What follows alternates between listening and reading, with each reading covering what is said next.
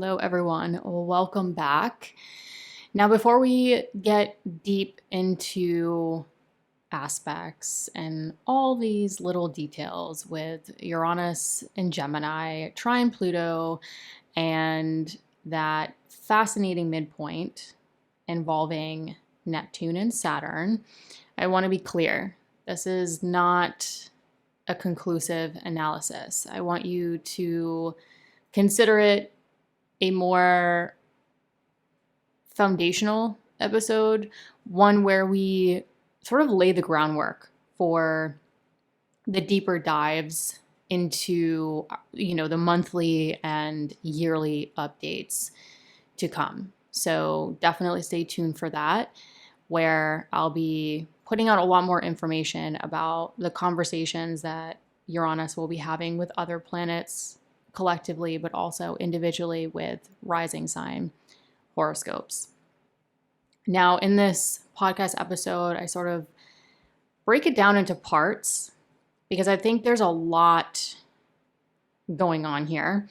Now, the first part, I'm really just going to give some background, some symbolism of Uranus and Gemini separately and then together. So if you're new to astrology or you want sort of my own personal perspective on it, feel free to sort of listen to part one, where I get into sort of what Uranus means, what does it represent, as well as Gemini.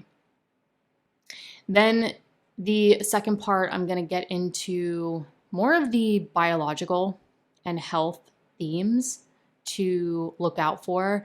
I'll also be sort of touching on the historical theme. So the last time Uranus was in Gemini, roughly, I believe in the 1940s, where we can sort of go back to that time and see some of the themes, some of those themes that Uranus and Gemini represent.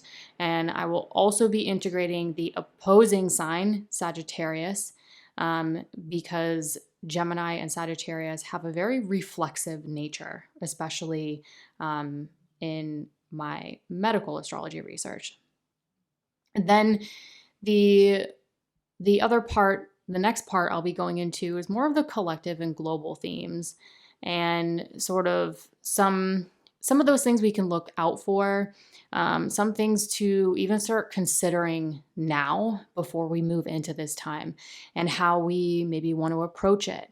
Some things to kind of keep or shelf for now to kind of take back out again in our consciousness or just mentally if it comes up. This is also another area where I'm really inviting all of you to not only consider, but share.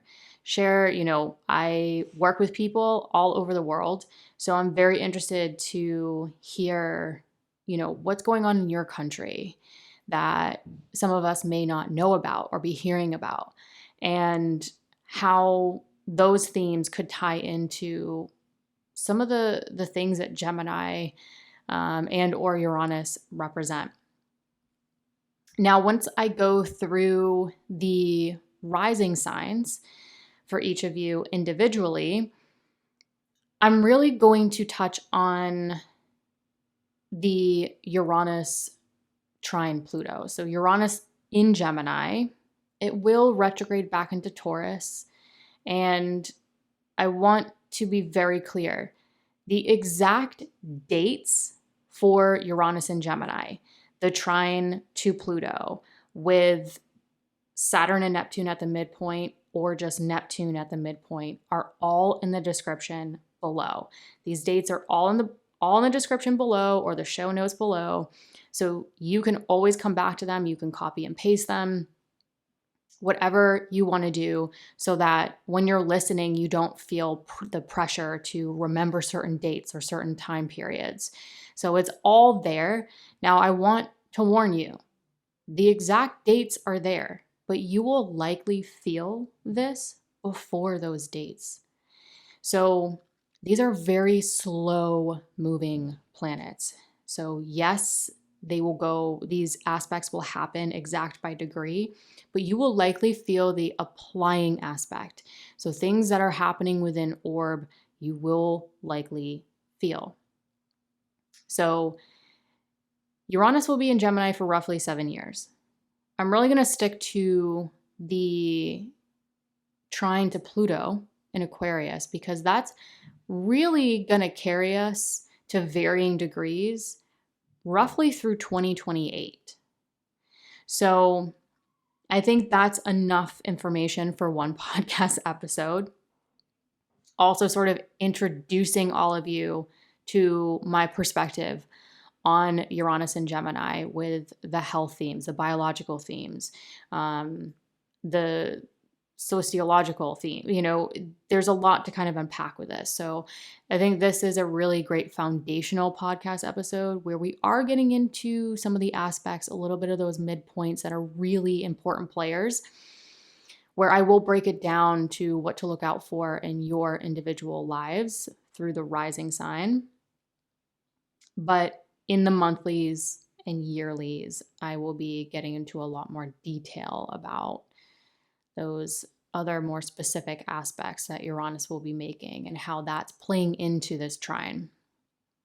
So in 2025, I don't believe Uranus and Pluto go exact by degree. I think they hit the same degree, but by minute, they don't go exact. Good enough. Like I said, we will feel this, in my opinion. So I think the first sort of part, when I get through the rising signs, I will obviously be talking about the Uranus-Pluto trine between Gemini and Aquarius, both air signs, and we'll have Saturn and Neptune at the midpoint. This will happen roughly from, I believe, July through August 2025. We could feel it. Now, again, these aren't exact, but I like to mention things that we will likely feel. And so in 2025, we get that Saturn-Neptune at the midpoint, right in the middle of this trine. So it's right in the middle of this conversation. And this is where I think we could see Saturn providing us an opportunity to restructure or add structure to that Neptunian vision or dream. What do we want to dissolve? Outdated beliefs, structures, patterns, where we can step into more of a better structure that is in alignment with our identity, our vision, our dream. Then once we get into 2026, again, I'll just be focusing on the exact aspects in the show notes below. Then Saturn starts to leave the picture. And now we just have Neptune at the midpoint. And I think collectively, at least, this is where we can really start to see potentially the shift in humanity. I think Neptune could there could be a rise of like idealism, spiritual communities, sort of more of this empathy and compassion, and even at times potentially given the opportunity to lift the veil on truth, what's not really working, and sort of given this opportunity to sort of what is rapidly accelerating and transforming. But as we get into 2026 through roughly 2028, we get these windows of opportunity with just Neptune at the midpoint to kind of, I think, allow us to deeply question what is real versus what is illusion, collectively and individually. So I think that's enough to unpack in one episode. But anyways, let's jump in. All right, so some general thoughts on Uranus and Gemini. So when I think of Uranus, a few keywords immediately come to mind. Sudden, changing, peculiar, freedom, rebellion, innovation, electricity, and an almost impulsive, high voltage kind of energy. Now, biologically, Uranus is tied to the nervous system, particularly, in my opinion, more of the afferent sensory kind of nerves. So like touch involved with like pain, pleasure, those kinds of things. So those circuits that light up when something new or unexpected is about to happen and how that feels. Socially, Uranus, in my opinion, represents sort of the reformers, the scientists, the inventors, and the innovators. People who challenge the norm and break new ground. But if you don't identify with the quintessential version of sort of the reformer, the scientist, the inventor, or the innovator, it doesn't mean you're not part of this. This is a good time to sort of pause and ask yourselves, what is the part of you that wants to change? What is the part of you that wants to investigate, ask questions? The part of you that wants to innovate something with what you do. It could, you could be a mechanic, you could be an artist, you could be anything. And there's got to be this part of you that wants to change or improve something. I believe we all have that inner genius in us somewhere.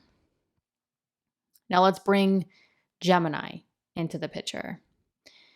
Gemini is a mutable air sign, closely tied to communication, the analytical mind, and sort of this constant search for understanding. Now, Gemini is curious, adaptable, and always seeking connections, generally speaking. Why? I think because Gemini represents that early realization that we've all had or are about to have, that we are separate from the world around us. We have a body that is separate from us, and we're trying to see how it's not. How is it connected? So it's sort of like visually, physically, we can see that we have a separate body from the rest of the world. But when Gemini starts to explore and analyze, it comes across quantum physics and realizes that we're not. We're all connected. We're all sort of in this atomic pool. And from that realization, again, comes that urge to explore, to name, to analyze, and to understand. And that's how Gemini has that dual nature, but it's how it makes that connection. Where can I understand one end of the spectrum versus the other end of the spectrum to make connections in between those two ends? So, what happens when Uranus moves through Gemini? A lot of things, but I think we could get a lot of sudden flashes of insight, radical ideas, rapid shifts in communication, technology, and mental frameworks. I also think this transit could spark innovative ways of thinking, new forms of social and digital connection, or even breakthroughs in how we process and transmit information. Mentally, this is sort of like a high-speed download. It is a bit of nervous energy meets mental agility, in my opinion. So this is like high speed beats high speed. But here's the catch, right? With all this movement and stimulation, the challenge becomes focus. Planets in Gemini want to move fast, and Uranus adds that extra jolt. So staying grounded, channeling that mental electricity productively becomes essential. So overall, I think generally, very, very generally speaking, Uranus in Gemini is like a lightning bolt to the mind. It's a time of mental awakening, which many of us are already sort of on that path and have been for a while, of questioning, of revolutionizing how we think, speak, and relate to the world around us. So it's like the genius, the glitch, and the upgrade all rolled into one. So, to touch on some of those general health biological areas, I really want to go back in time when Uranus was last in Gemini and sort of go over some of the areas of the body, some general themes that we could see come up over the next couple years. Now, not the same way it did in the 1940s. It will be different. It will be more evolved. It will have different tones. So the last time Uranus was in Gemini was back in the 1940s. And this is where the world saw a number of dramatic shifts in the 1940s, socially, scientifically, and in my opinion, especially in the realm of health and the mind. Now, one striking example that I saw was the rise in polio outbreaks around this time. If you don't know what polio is, it's a virus that can target the spinal cord. And I believe the nerves, which, when we think, if you know polio and you think back, you sort of have those memories or even advertisements showing sort of those lifelong limb deformities and mobility challenges for many survivors. Now, let's zoom out and look at the astrological axis here. This Gemini Sagittarius axis. Gemini is opposite Sagittarius. And in medical astrology, Sagittarius rules the hips, locomotion, spinal nerves. In my opinion, particularly the lower spinal nerves, in many of the cases that I've seen, and the body's coordination system, all of which are deeply affected by polio. It checks a lot of boxes here. So while Uranus activated Gemini, its effects reflected through Sagittarius, which can show us just how reflexive this axis can be. All axes in astrology have these balancing sort of polarities to them, but Gemini and Sagittarius have, in my opinion, this unique feature to that. This ability to really mirror like the higher mind versus the lower mind, the analytical mind versus the philosophy. Like they're very, very reflective and reflexive in many ways, which is why I wanted to sort of give examples of that, because as we go through the coming years, we could see not just this. I don't want to hyper focus on just Gemini.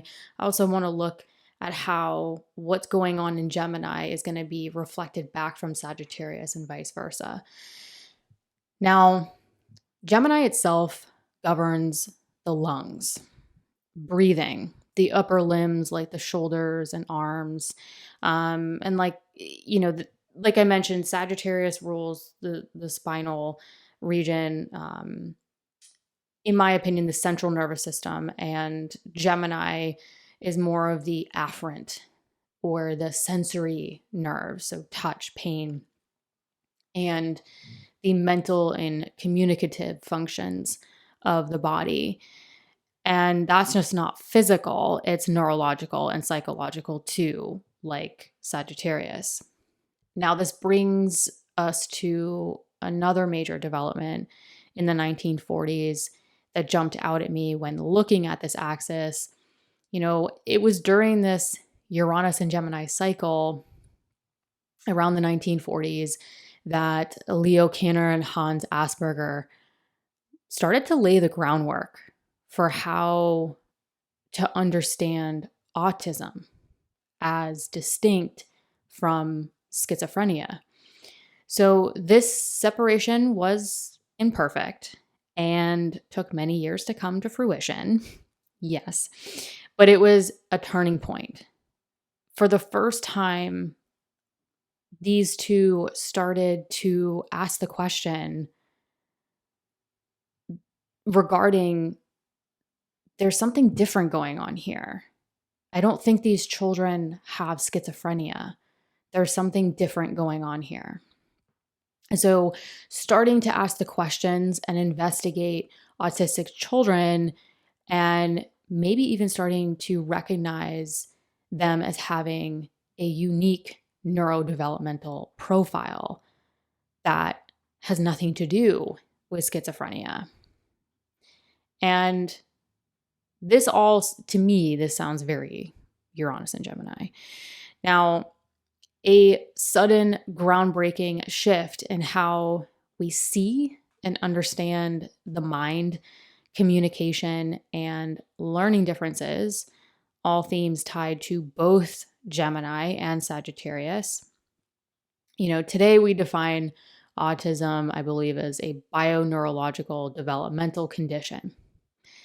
And we're definitely continuing to uncover its complexities, especially in how knowledge, language, and social interaction function uniquely for autistic individuals.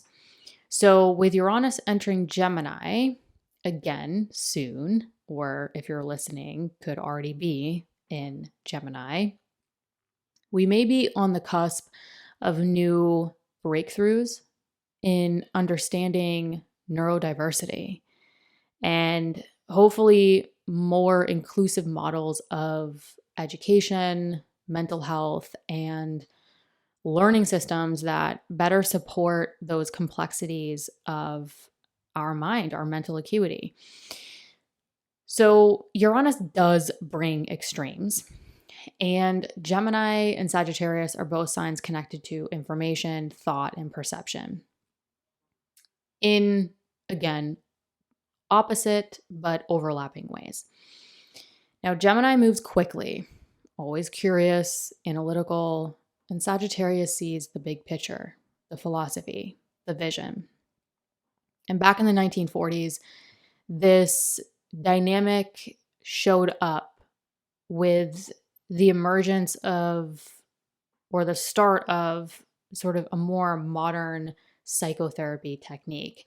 This is when this was actually really fascinating to uncover. We saw a major shift where clients began leading their own therapy sessions. And the therapist took on this more supportive, listening role. Now, back then, this really started to revolutionize mental health care, giving people space to sort of explore their inner world on their own terms while the therapist is sort of listening and putting the puzzle pieces together. Again, wasn't perfect, but it was a start of something really interesting where it's like, wait, what if we listen to people? What if we let people just talk and open their minds and let it out? And again, very Uranus and Gemini move, sort of empowering the individual to just have space to speak, to communicate, to analyze, and even gain new perspective. But as much as Uranus sparks progress, it also overstimulates. This is where I think it could start to, on a more individual level, become a problem. I think this is where it can overload the nervous system, pushing us into mental burnout.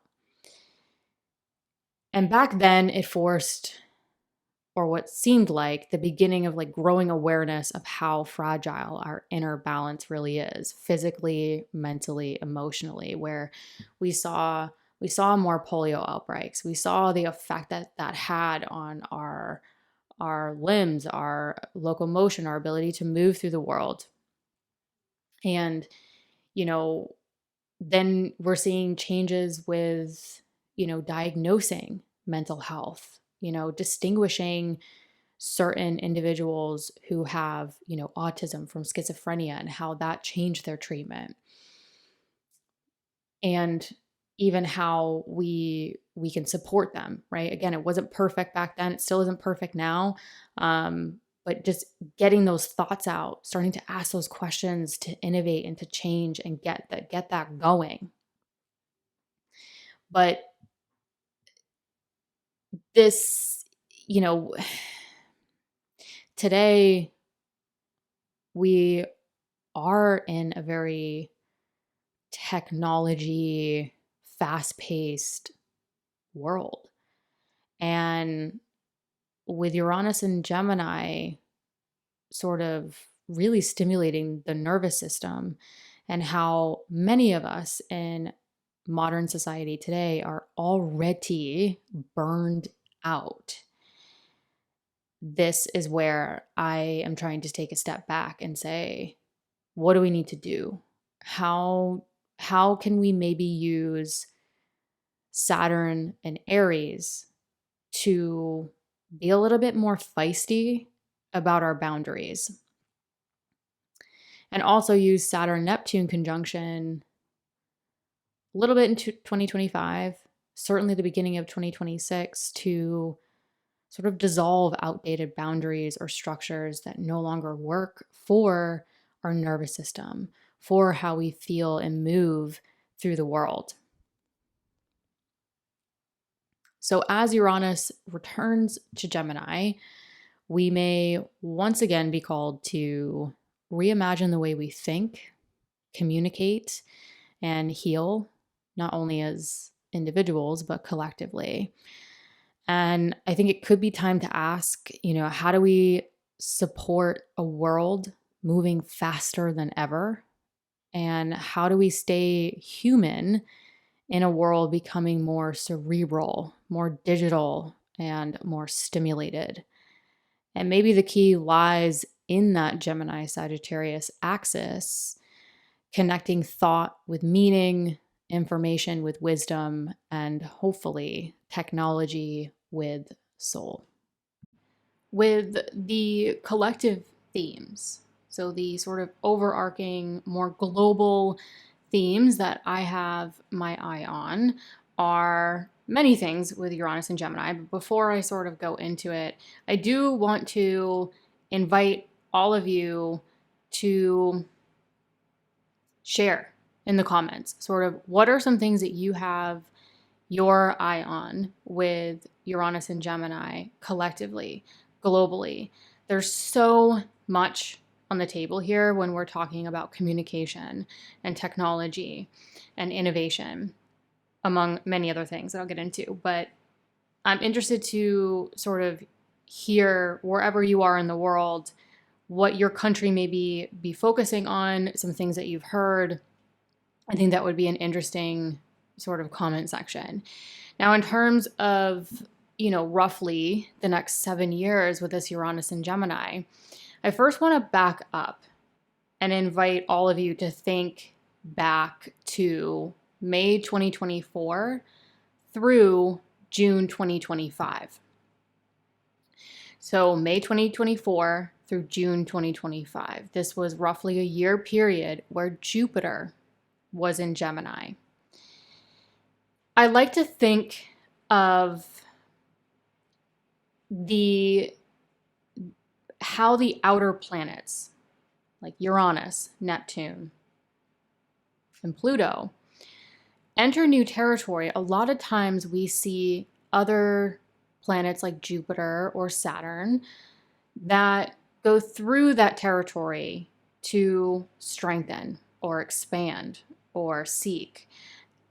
And it's sort of this opportunity to kind of see what comes up in that time period that we could be now with Uranus really changing and innovating.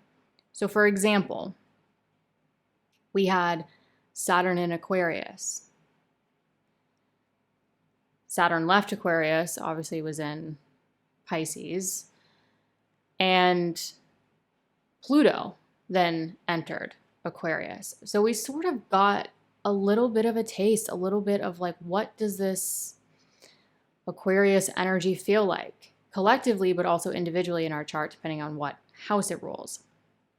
And so I want you to think back, like what was going on collectively for you wherever you are in the world, and what was going on individually. And some of you might even know your chart, what Gemini rules, and how Jupiter changed Gemini and that area of your chart and thus life. What expanded? Now, Jupiter in Gemini is in detriment. So it tends to go all the way over here at this end of the spectrum and then changes its mind after learning something and going to the other end of the spectrum to finally make those connections, to make those that bridge, sort of seeking the truth, seeking sort of all the information and bouncing around to kind of see how things are all connected, among many other things with Jupiter and Gemini. But think, like, what broke down, what changed, what fell apart for the ability to now innovate or change collectively or individually. So I like to think of Jupiter and Gemini from that May 2024 through June 2025. To me, it was sort of like a little bit of a preview, kind of opening act, where Uranus is the main event now. So where Jupiter expands, explores, and even amplifies, Uranus shakes, shocks, restructures. So some of the themes we've seen emerging in 2024 and the first half of 2025, we could see it get pushed further, faster, deeper, even in radical ways. Now, Uranus and Gemini could mark a radical acceleration in how we think, communicate, and connect through technology. So I think we could see a lot of sort of like brain-machine integration. Obviously, AI is a big thing to pay attention to. And where's the line between human and machine consciousness, which we're already starting to see in 2025, where how do we integrate AI into our society without it robbing us of our creativity? And I think this is the thing that I've been sitting with, where Uranus and Gemini could definitely rapidly accelerate sort of AI and technology, which we're already seeing. We've already gotten a taste of that for sure. But the human experience, the human consciousness, the things that bring us joy oftentimes is that creative process, is that human touch. You know, when you see something, when you see a work of art, you see something that someone created, no matter what it is, you can see the human in it. You can hear the human in it. You can feel the human in it. So where is that line between our almost like soul creativity and this technological AI companion that can just create things in an instant? So I think we're going to see some interesting stuff with that. I also think the potential breakdown or the continued breakdown of mainstream media, the evolution of media, the trust in media, especially with the trine to Pluto and Aquarius, where Aquarius is, you know, the community, the collective, the humanitarian. And so how is technology and media and, information rapidly accelerating and changing? How do we keep up with that in a way where there's trust among humanity, there's trust among the collective. So I think one couple things I have a close eye on is sort of how that communication changes, but potentially maybe new decentralized or peer-to-peer networks may rise.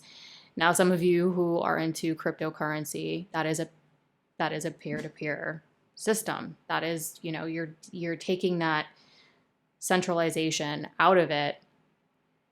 And I think there also could be some innovations and changes to currency in general. The last time Uranus was in an air sign, the euro came out. It wasn't officially out like it is now, but it was launched, and it was launched with the incentive to integrate it into society among many, many countries. So that can give you sort of, you know, it's going to be different this time. Gemini is a different kind of air sign compared to Aquarius, but we do have Pluto in Aquarius communicating to Uranus and Gemini. So I think we could see a lot of rapid acceleration and change to currencies, to those centralized systems, decentralization, in just, you know, general overall, like how we use, store, and conceptualize money.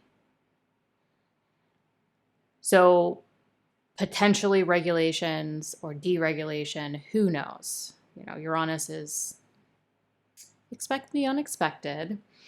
Gemini is also tied to transportation, generally speaking. Obviously, I'm not talking about your individual chart. It may be if you're an Aries rising, but, you know, we could also see sort of some changes or innovation to local and airborne forms of transportation, which in June of 2025, as I'm recording this, we've already seen a lot of disruptions and changes to air travel, air traffic control. There's been a lot of plane crashes, one major one with the Dreamliner in India. So I think we're already kind of seeing the regulations, the geopolitical conflicts, the technology that goes into air traffic control, there's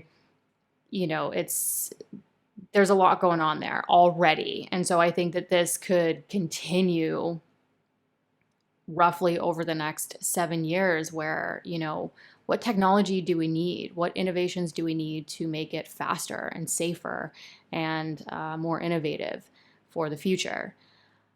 I recently discovered that Delta Airlines is looking into building an entirely new plane. Like, it looks completely different than the planes we see today. A different body, different way of flying, it's more, the body of it's more wide, kind of comes out, looks like, on the wing. So there's more of this sort of open concept feel in the plane. So I think we could also see some good things regarding how we travel, how we feel when we travel, as well as space technology, space tourism, space technology, SpaceX, all of those things. I think we could see become more mainstream, more day to day.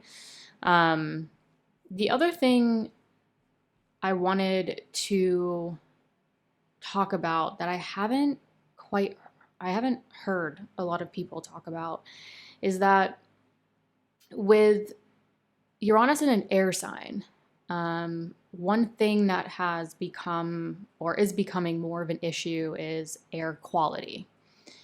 So I think the whole concept of air quality, why, at least in the United States where I am, why is it that when we go to public restrooms or airports, there isn't air purifiers? There isn't this whole, we have the technology to clean our air so that we are breathing in clean air, that we're not spreading, germs or viruses or just the smells in general. Why are we not cleaning our air, and especially public places? And, just even with transportation, smog, smoke, allergies, everything that's in our air, we have the ability to clean our air. So I think homes, public places, I think the whole concept of air quality might come into light even more so. I know there are countries out there that have integrated the importance of air quality in their public spaces or public restrooms. And I think we could see more of that globally. At least I hope so. The other thing that I kind of touched on with the health biological segment was sort of that mental health. I think with the nervous system and Gemini being the mind and communication, we could really see some big changes with mental health, our perspective on mental health, neurodiversity, neuroplasticity, and even some more non-traditional therapies that we've already kind of seen. I feel like it got a little bit more popular with Jupiter and Gemini. And some non-traditional approaches to therapy and understanding our consciousness, our subconscious. And so, neuroscience, brain mapping. I even think that genetic links to cognition or, certain mental health conditions might be a bigger thing. So we could be forced to really confront the effects of digital overstimulation, burnout, and the effects of a rapidly accelerating society with technology and AI, etc., and the effects that has on our biology, on our brain chemistry. So I think those are some things that we could really start to see advance. And the other things I'm kind of have my eye on is, gene editing. It's already a thing. I think it could become more, maybe more mainstream, becoming more aware of our genetics, how we turn certain genes on, how we turn certain genes off. And that could even play into, in my opinion, sort of those environmental air quality. So we could start to see maybe how our air affects the water, affects our food, and the air we breathe, it goes right into our lungs. And so how does that affect our bodies? What we're literally, it blows my mind. I just want to make this point. We value filtered water. Most countries, you go anywhere, you can have bottled water, filtered water. People are even obsessed with the quality of their water. You can go days. I forget how long you can go without water. But we literally breathe air 24/7, 365. So we are so aware of water quality, are willing to even pay an enormous amount of money to have our water quality and filtration and even, adding minerals or electrolytes. But the air we breathe, without even thinking about it, all day, every day of our life, we have to breathe in air all the time. But we don't, there's, to me, I depending on where you are in the world, I feel like where I am, there's such a lack of awareness around our air quality, our air filtration, what's in our air, how is that affecting our health, our skin. Our skin's the largest organ.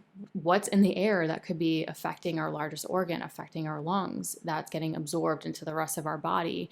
So we could see how those environmental factors with Uranus and Gemini over the next 7 years, maybe some of those environmental factors turn on certain genes or turn off certain genes. And we could see more personalized treatments maybe for those symptoms or those diseases or conditions, especially neurological disorders. I think just the Gemini Sagittarius axis in general, maybe we see more advancements with neurological disorders like MS. Just those types of things would be incredible. I also think how maybe those genetics or turning on certain genes or turning off certain genes also shapes our learning style, memory, and sort of especially sensory processing. And lastly, how all of these or some other things you want to add into the comment section that you have your eye on collectively, how all of this is going to force us to change our politics. Because if we innovate and there's this acceleration around a lot of these themes individually and collectively, we're going to be forced to change our policies. We're going to be forced to change, what is that fine line? And that could affect our politics and how it can advance and even evolve as a society. Hello, Aries risings. Now, roughly through that July through August 2025 point, again, specific dates are in the description below, Pluto in Aquarius will trine Uranus and Gemini. And again, at that midpoint, right in the heart of this trine sits Saturn and Neptune, both in your first house. This is quite rare, and I think this has a very potent but deeply personal tone to this first house of self. Now let's start with the core of the trine. Pluto in your 11th house, I think, is about deep transformation through your social identity, your vision for the future, those long-term goals, and your place in this larger network or community. You could be shedding old ways of existing within your friends, your groups, your communities, maybe outdated dreams, or even ways you once tried to fit in to the social fabric of your world. Meanwhile, we have Uranus in your 3rd house. Really, I think, electrifying how you think, speak, write, and share. I think this is where your communication, your voice is changing. And this could happen quite suddenly or even fast. Now, some of you may feel an urgency to speak the truth, to break out of limiting mental patterns, to communicate in ways that feel bold, experimental, and even disruptive with that Uranian energy. Now, anchoring and sort of spiritualizing this process, we find Saturn and Neptune joined at the midpoint in this trine in your 1st house. This is the house of you, your identity, your body, your presence, the way you exist in the world. Now, with Saturn here, you're being called, I think, to potentially take responsibility for who you are becoming or the person you want to become. Some of you may experience a sobering awareness of how your self-image has maybe shaped or been shaped by illusion, conditioning, or old expectations. But the good news is that Saturn can provide you the opportunity to rebuild, to restructure, to craft that embodiment of your voice and your vision of who you want to be in the world. And Neptune at the same time, I think this really adds another layer, a layer of inspiration, mysticism, vulnerability, and creativity. Some of you might feel like you're dissolving parts of yourself that no longer align with your soul's purpose. I think there could be even like this surreal, almost dreamlike phase of rediscovering who you are, what you stand for, and how you want to show up in this rapidly accelerating, transformative world we're stepping into. So roughly through July, through August 2025, it may feel like your future vision and your message or communication are asking you to completely reinvent how you want to live and express yourself. And with Saturn and Neptune, this could be very rooted in both discipline and dream. Now, roughly from mid-2026 through 2028, on and off to varying degrees, again, the dates are in the description below, the same Uranus-Pluto trine continues, but now the midpoint activation becomes more fluid, maybe even symbolic, because only Neptune will remain actively involved at that center point, again, on and off through 2026 to 2028. Without Saturn to provide that grounding force, Neptune becomes more of the dominant influence in this midpoint. So your transformation and innovation begin to, I think, swim in this more ambiguous, visionary waters. So during this time, I think some of you could feel a deeper pull towards your spiritual identity. With the third house communication being tied into this bit, even intuitive communication, and maybe even a less structured sense of self. It's sort of as if the boundaries of self you no longer wish to identify with could be dissolving. And what's emerging could be this more soulful and potentially even the possibility to feel more blissful in your body, as Neptune also provides some windows of opportunity to lift that veil of who you thought you were, but in ways that isn't serving you anymore. Maybe some of you have identified with a sense of self that does not serve you, does not serve the goals, the vision, the people you want to surround yourself with, and how you really want to communicate your truth in your day-to-day life. And how this could provide some opportunity to dissolve that sense of self, or dissolve those things that maybe weren't even in your conscious awareness for some of you. And this phase could be ideal for this creative reinvention, or channeling new ideas, for exploring your place in the collective in a more compassionate and even imaginative way. Hello, Taurus risings. Now you've got Pluto in your 10th house of career, reputation, public life. Also, if career is not really a theme in your life, it could be the things that bring you fulfillment. Trine Uranus in your 2nd house of resources, money, value, self-worth.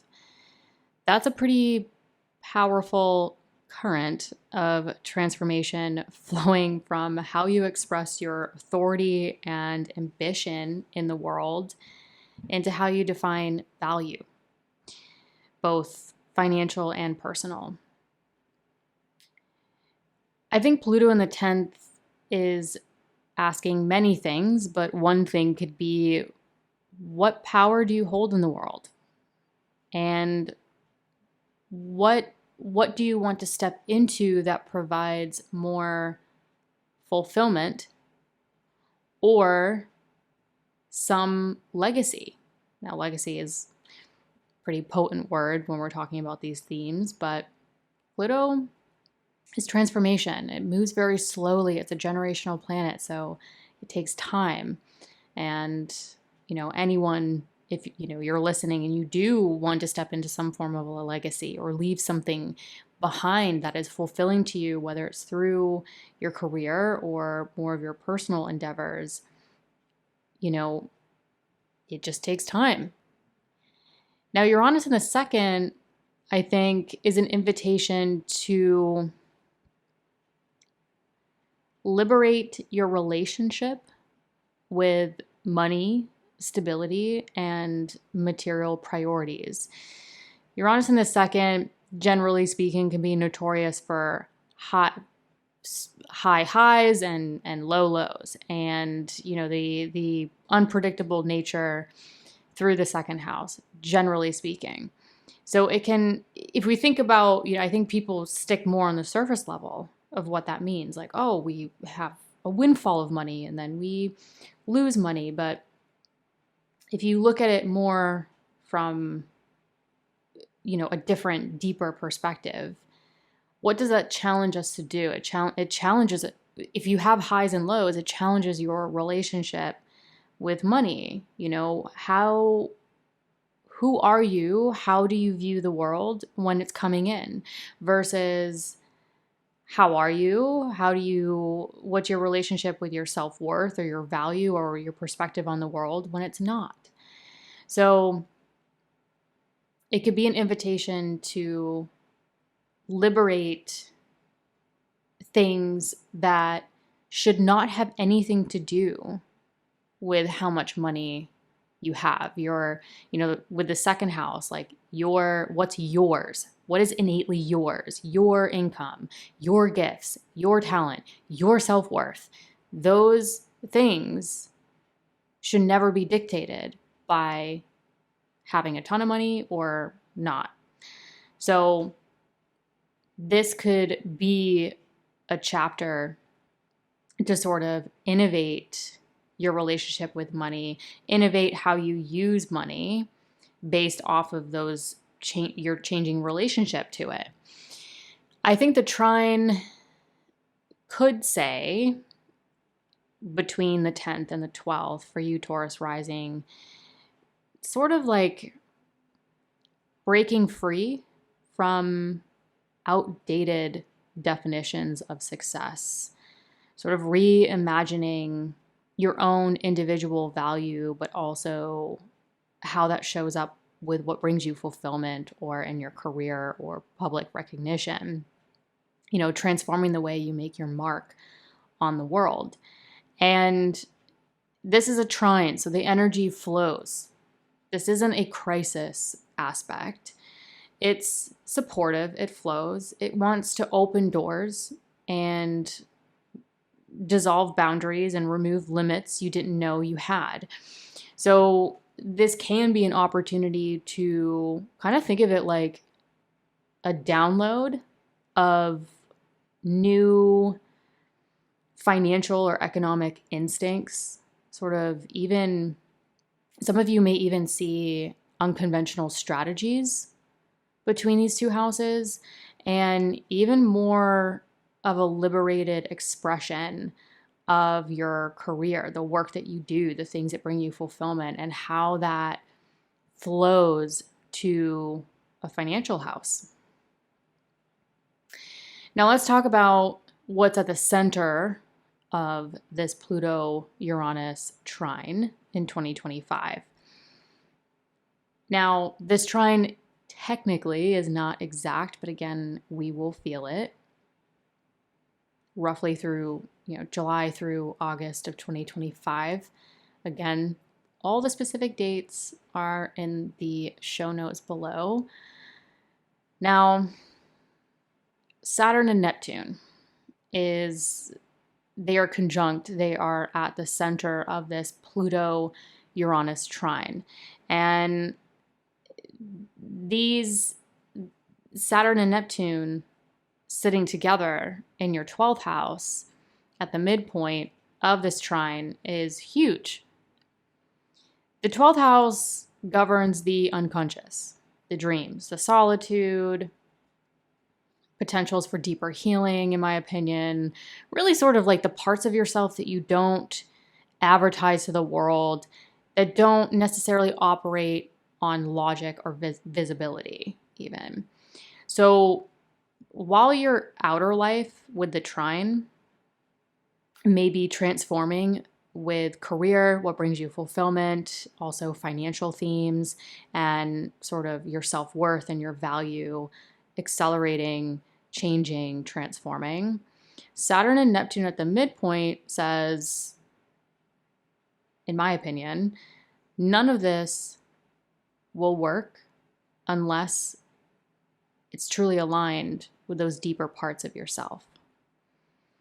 So the reason why I think this is huge for Taurus rising is because you have this really wild trine that causes rapid acceleration and transformation. And for you, it's between what brings you fulfillment, your career, your second house of earned income, your self-worth. So, very visible part of your chart that's linked to your finances and your self-worth.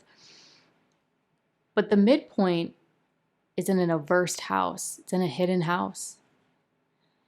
So while this is all going on, it's sort of like there's a whole nother world going on within you that some of you might really start to consciously become aware of. So Saturn in the 12th, I think, can demand a lot of mental discipline, even boundaries with career, because Saturn does rule that 10th house of career and public recognition. And I also think that Saturn in the 12th could be an invitation to really take accountability with your relationship to rest, solitude, and your inner world. Almost getting more disciplined about those themes. Then Neptune in the 12th, I think, could potentially create this dissolving effect around illusions or surrendering to certain aspects of your self and your life. But it could also cloud clarity if you resist that stillness that you need, or that rest or solitude you need in your inner world. So Neptune can get a little confusing, even chaotic, especially with this Saturn in the mix. Kind of Saturn's like, okay, it's time to restructure. It's time to rebuild. It's time to rethink or reimagine what brings you fulfillment, your career, your business, your public recognition.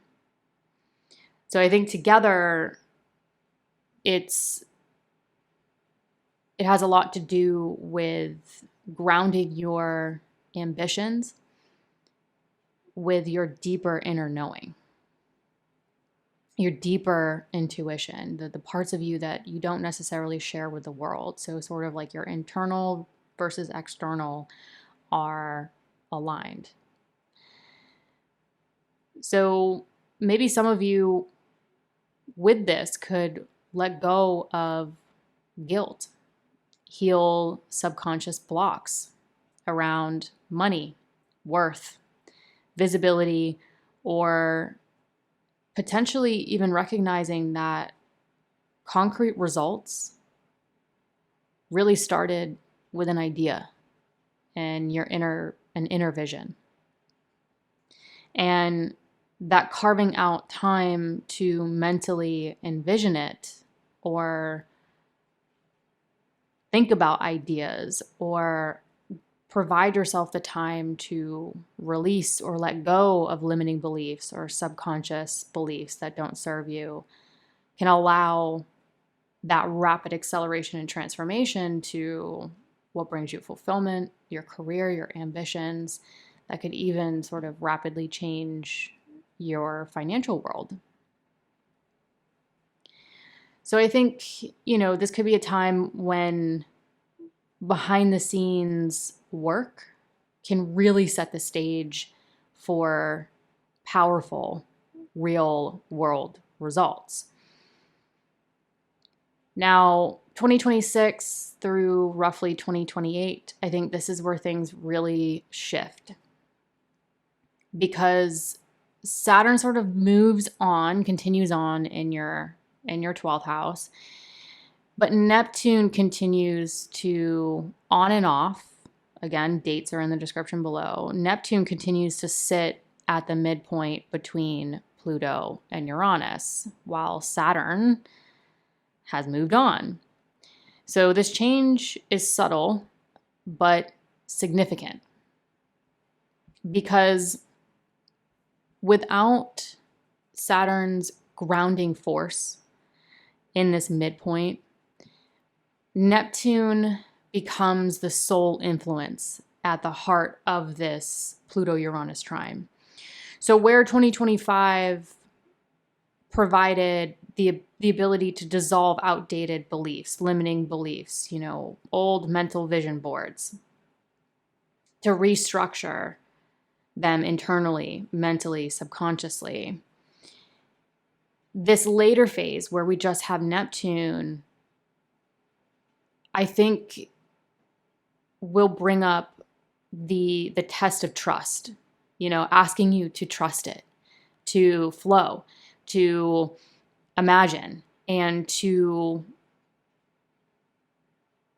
feel, like mentally feel your way through the rapid change.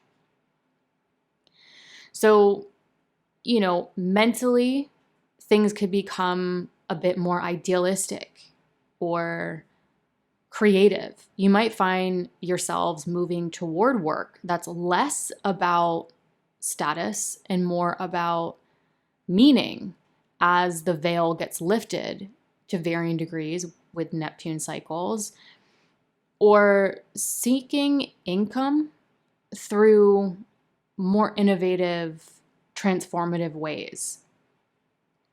So this could be a time where a lot of you could be stepping into doing work, your ambitions, what brings you fulfillment in new ways, in transformative ways that weren't maybe visible to you before. And it can change the way you make money, the way you feel about money, your relationship with money. Now, I'm not going to lie, Neptune can cause confusion, but I think with it being at the midpoint of this Uranus-Pluto trine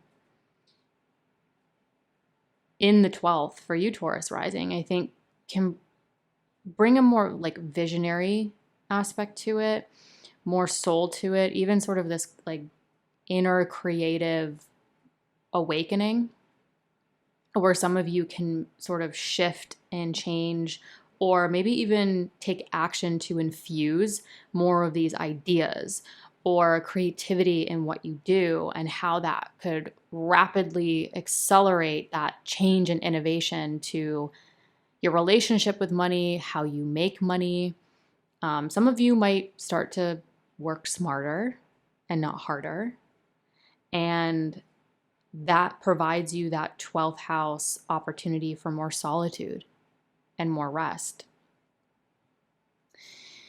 So this Neptune midpoint period could provide an opportunity to build a new paradigm for success, not one that's based solely on what the world sees or what your previous conditioning saw. Sort of like the veil occasionally gets lifted for you to see a new idea or vision come to life that perhaps you couldn't see prior. And when that aligns with the Uranian innovation and Pluto's reinvention and transformation regarding career or what brings you fulfillment, I think this is where the real magic happens. Hello, Gemini risings. So let's start with mid-2025, roughly July through August, I believe. So again, the exact dates are in the description below, so you don't need to remember dates. But roughly mid-2025, we've got Pluto in Aquarius, this evolutionary force, moving through your ninth house, which really rules over the higher knowledge, beliefs, travel, publishing, teaching, if that is something that resonates with you or something you do. And for some, career, if your midheaven is in Aquarius, if you know your chart. Really, I like to think of the ninth house as that growth and potential, those things that we are seeking to increase our growth and potential that could progress into things that provide us fulfillment or career. So Pluto, I think, is really an invitation to transform these areas to ultimately empower these themes or the ones that resonate. Now, trining Pluto is Uranus and Gemini, the star of the show. And Uranus and Gemini is starting to really light up your first house, the house of self, your identity, appearance, self-concept, even how you really introduce yourself to the world. This is all an invitation to really shake things up and restructure some of these themes. Now, I don't think this is a destruction. This is a trine configuration. So I think it's more of a reinvention of self. Now, right at the midpoint of this Pluto-Uranus trine in 2025, not exact, but again, dates are in the description below, is Saturn and Neptune. So Saturn and Neptune is at the midpoint of this trine. Both Saturn and Neptune will be transiting your 11th house when they are at the midpoint. And so this is really going to start to connect and bridge your networks, communities, long-term dreams, goals, really like your sense of future belonging. And Saturn in the 11th could be saying, let's get serious about your vision. Who are your people? Who are the right people to surround yourselves with? What structures support your purpose and what you want to do, your goals? Which communities can also hold you accountable? Now, Neptune in the 11th is sort of saying, in my opinion, like, how can you dream bigger and also connect to people in new ways, right? Saturn is boundaries, Neptune dissolves. So sort of like, where are certain boundaries dissolving for you to maybe connect to new people, connect to new communities? That could be a really valuable source to what you want to do, your growth, your potential, and really who you want to be. So with these two acting as a kind of bridge between Uranus and Pluto, mid-2025 is sort of this taste where you could really start to see or feel your physical transformation and how that accelerates or creates that transformation to growth that you want to do, or growth that you are sort of have your eyes set on in 2025 and forward. And that could be really filtered through the lens of the collective, or through the lens of your friends, your groups, your communities. So some of you might also find yourselves feeling maybe more disconnected temporarily from old social circles. Some of you might start to change the way you relate to friends, groups, communities. Some of you might be dissolving your connections to certain people that no longer serve, or just, it's time. The season has sort of ended. Some of you might also be simultaneously magnetically drawn to new communities. Again, Neptune is sort of dissolving outdated patterns and structures, maybe within certain friends, groups, communities, or how you form those long-term goals. but that also can allow you to maybe increase your vision, your field of vision is what I'm trying to say. Increase your field of vision to see new people that might be out there that you didn't see before. And some of you might already be feeling this, but could definitely start to feel more inspired to lead or build something visionary, but with real world roots, right? Because we've got Saturn there for a little bit.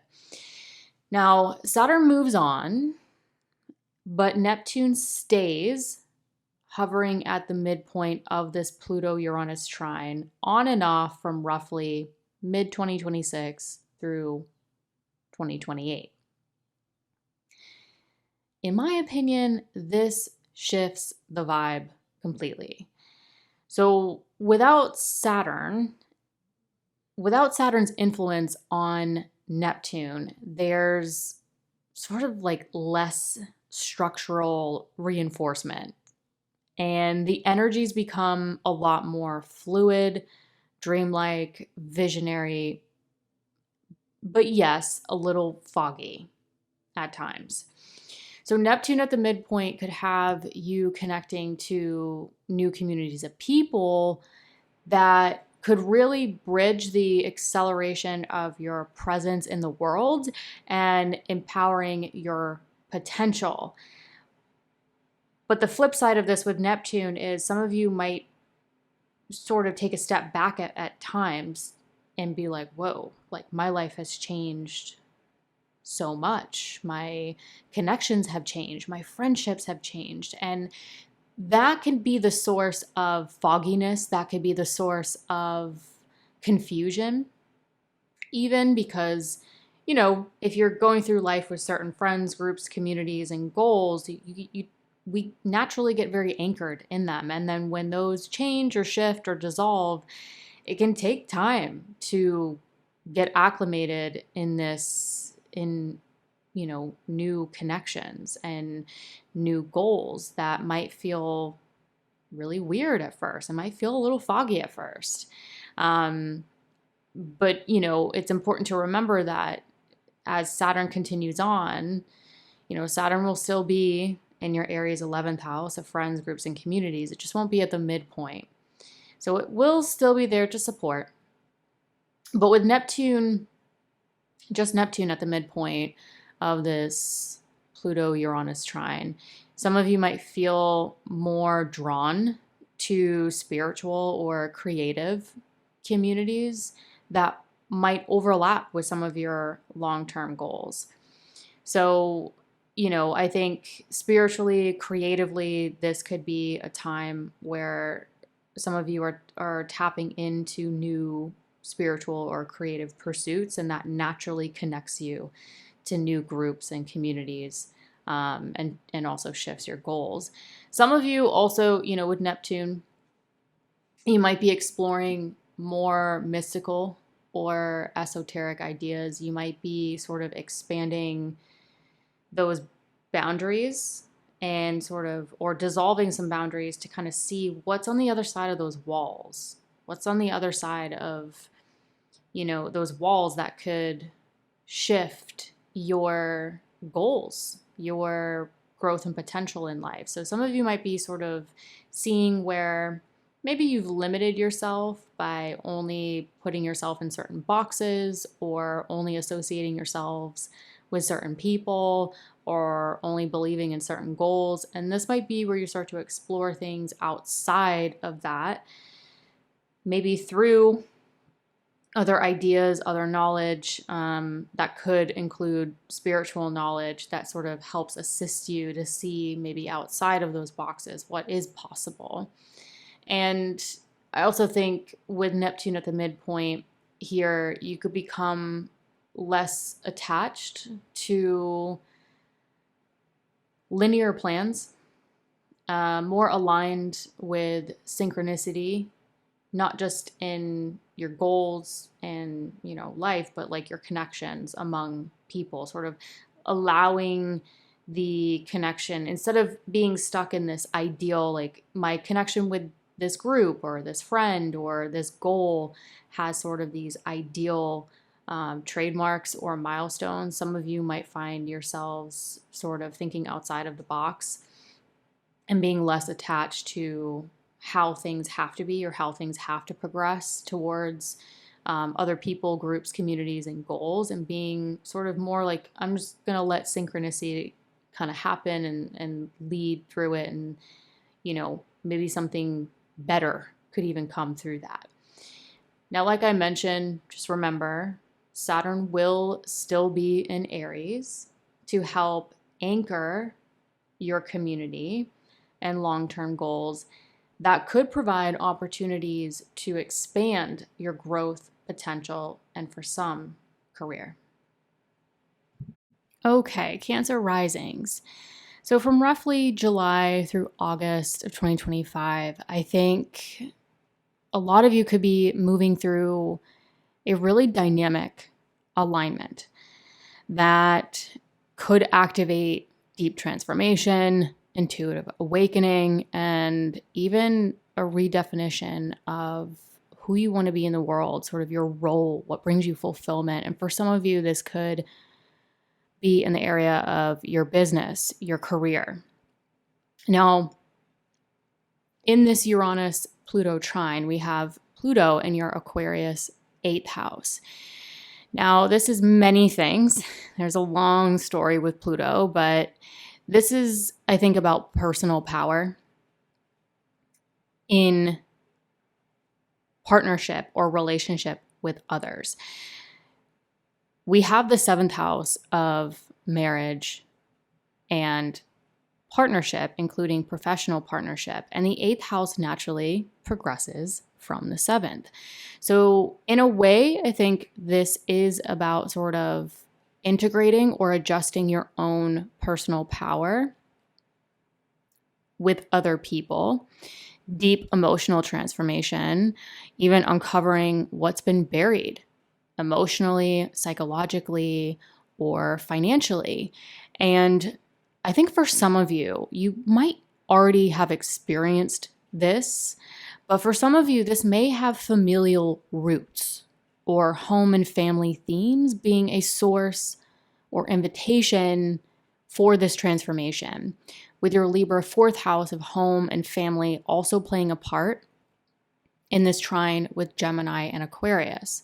Now, for some of you, oftentimes when I see the trine between the 4th house and the 8th house, so if you have any personal placements in Libra, again, if you don't know your chart and you're new to astrology, earmuff this. Don't listen to me. This is going to confuse you. But if you do know your chart and you have personal placements in Libra, see where Uranus is going to trine or create that 120-degree aspect to those personal placements in Libra. This could be an opportunity to transform relationships with family or people you live with. But for some of you, with the 8th house ruling sort of this area of long-term finances, assets, investments, debt, loans, this could also sort of dissolve obstacles to maybe investing in real estate, looking into property that even could include land for some of you. So try to include all different people from all walks of life.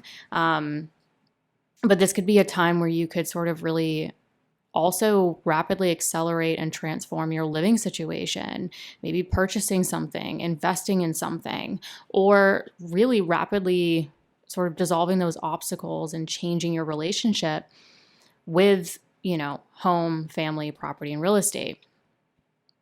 Now, Pluto in your Aquarius 8th house could suggest that for some of you, this transformation could be sort of collective in scope, but personal in impact, right? We have the Leo Aquarius axis also playing a part in this, which is sort of your own individual self with your own individual money versus the other or other people's resources or the long-term financial situation, including transformational work. So you may be reworking your connections to shared resources, intimacy, and mutual empowerment. And because this is sort of the financial axis in your chart with Aquarius and Leo, it could definitely involve financial themes playing a part in this. Now, Uranus in this Pluto-Uranus trine, so Uranus in your Gemini 12th house. I think this is going to be very juicy for a lot of Cancer risings. Uranus in the 12th house, it can be an incredible transit that can awaken subconscious patterns, suppressed knowledge, this latent intuition. It can also bring sudden breakthroughs in your inner world, being able to see the more hidden aspects of yourself, the more hidden aspects of your life. And this could be through dreams, spiritual practices, or just simple solitude, right? The 12th house is that solitude where you can actually create space to think, to dive in, to question, where are these thoughts coming from? What is my vision for this thing? And it doesn't have to be, hours. It could just be, we all have to work on personal hygiene and we all have to go to the bathroom. So, if you're so busy and you're like, I don't have time for solitude, I don't have time to be by myself, then if it's just for a minute or two in the shower, if it's just for a minute or two in the bathroom, just take that time to kind of start tapping into like, what are my thoughts? What's really going on here? Where can you create just a few minutes a day to create space for those sudden breakthroughs that could come through with this trine? Now, the trine configuration is technically a harmonious connection between Pluto in your Aquarius 8th and Uranus in your Gemini 12th, creating this flow between transformation and liberation, transformation and innovation. So what you realize in private or internally could consequently empower transformation to long-term financial goals, making big decisions in your life over the next 7 years, and also to shared resources. So overall, among many other things, I think roughly on and off for the next 7 years for Cancer risings, honoring that space, like I said, even if it's just for a few minutes a day, to really tap into what's going on mentally, where those sudden breakthroughs, those creative visions, your subconscious thought patterns, sort of looking at them from an objective way that could be innovated, that can change. And, all of that internally, that internal processing could create the know-how, the knowledge, the liberation to finding the way through long-term, to find a way to create long-term financial success, to find a way to create long-term transformation in your life. And it could also just on a very basic level tell me that some of you might really start to use that time for solitude to tap into the change, the innovation, the, what's going on mentally that can really help dissolve the obstacles to making the right decisions. And with the 8th house, we're talking about transformation. So these are big decisions that you can't go back on. So I think this could be a really potent time for a lot of Cancer risings to make really big decisions that can change the course of your life, that can create financial success, ideas, innovative ideas that could transform your finances, your transformational work. Now, Saturn and Neptune at the midpoint will be in your 10th house. Now, again, the exact dates are in the description below. So with Saturn and Neptune at the midpoint in your 10th house, roughly, we're within orb here, we're not exact, roughly, July through August 2025. So right in the middle of this energetic flow, this trine between Uranus and Pluto, is your career, reputation, or what brings you fulfillment. And Saturn's there sort of asking, what do you want to build that will last? And Neptune's there kind of saying, what needs to dissolve to build that thing that's lasting? What is that legacy? What is that thing that truly brings you fulfillment? And Neptune could add sort of this layer or vision to that, those themes, where it's sort of like, does your public life reflect the inner changes that you're moving through? So you could, for some of you, you could, I think, redefine your contribution to the world, your work, and even your partnerships, your professional partnerships, your personal partnerships. And for some, I think this isn't just about success. It's about creating meaningful legacy in your life, meaningful fulfillment for you and for your closest loved ones. And so what you create during this time could feel more foundationally supportive to where you are headed. So as we get into roughly mid-2026 through 2028, again, the exact dates are in the description below, we get Saturn moving on, again, still in that Aries 10th house. So Saturn moves on, and Neptune remains at the midpoint on and off roughly from mid-2026 through 2028. This is where I think the tone shifts.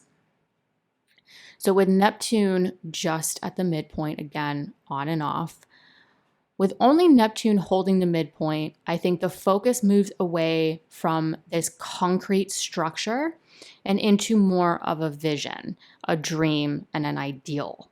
So your career, public identity, or what brings you fulfillment may dissolve, reform, or become more fluid with Neptune. So I think this is the time, if you start to experience these things, to trust your inner guidance more than external validation. Again, Saturn will still be moving through your Aries 10th house, so it will be testing, it will be strengthening what you want to build, what brings you fulfillment. And for some of you, it might have career themes involved in this. And I think with Neptune just at the midpoint, as we get deeper into 2026 through roughly 2028, this is the time to have more compassion towards yourself. So it could, for some of you, it could feel less pressure to define or control and more emphasis on alignment with purpose. Some of you may feel more guided by your intuition. Again, Uranus is really breaking up and sort of creating that earthquake energy to your subconscious, really waking up the deeper parts of your mind. So you may feel more guided by your deeper inner knowing, that intuition, rather than just logic. Now with Neptune just sitting at the midpoint, there is, I think, a risk of drifting or becoming disillusioned with Neptune if your outer life isn't rooted in that inner truth that is really connected to you.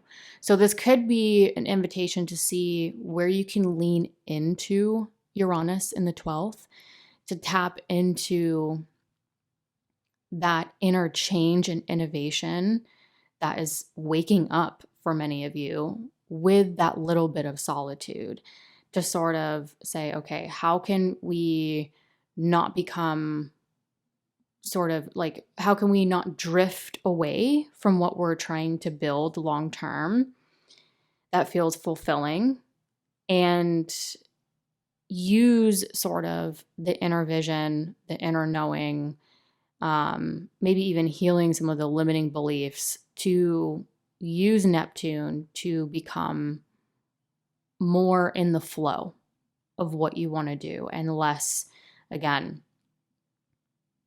less like overly structured, too sort of compartmentalized. Like we're more than just boxes in what fulfills us and in our career and our public recognition. So sort of using the trine to support that Neptune in your Aries 10th house. So again, roughly through, mid 2025, I would say think about where you can, with Saturn and Neptune, sort of structure your dream. Where can you take new concrete steps toward aligning your career, or what brings you fulfillment with more of a spiritual and emotional undertone or evolution? And then as we get deeper into 2026 through roughly 2028, with just Neptune at the midpoint, sort of where can the sort of releasing, letting go of maybe rigid definitions of success? What does, with Uranus in the 12th, like, what does success mean to you? Not this societal, like, what does it feel like for you? What does it look like for you? Not letting other people define success for you. So letting go of the rigid definition of success. Leaning into practices that keep you grounded, particularly mentally grounded. So this could be a great time to carve out just a few minutes a day and listen to what deeply wants to emerge. Hello, Leo risings.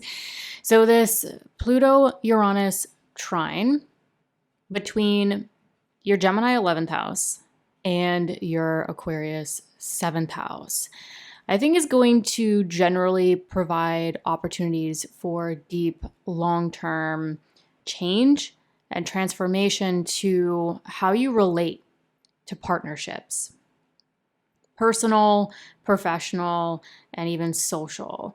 And also how, surrounding yourselves with the right people, the right groups, the right communities, establishing that depth, even sort of that deeper connection in partnerships that are currently in your life or the partnerships you want to attract, and how that can really sort of fertilize your long-term goals as well.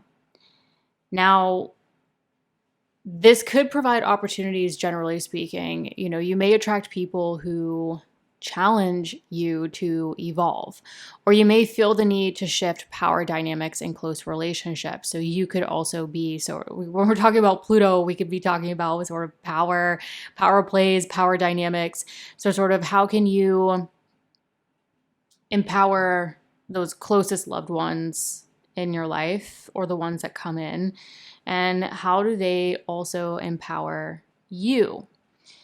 So definitely potential for powerful, even fated connections that could come from friends, groups, communities, or pursuing your long-term goals, or for just letting go of outdated relational patterns. And I think this will be probably, in my opinion, the more common thing that Leo risings could see roughly over the next 7 years. So we really get a taste of it in, mid 2025, roughly July, August. Again, the exact dates are in the description below. I'm going to refrain from talking about that so we can just stay on the topic. Now, Uranus in your Gemini 11th house. This is where things could really shake up in your community, your friendships, and ideals for the future. So, look for sudden or not look for, but sudden opportunities to connect with new people, ideas, or movements may come up with this.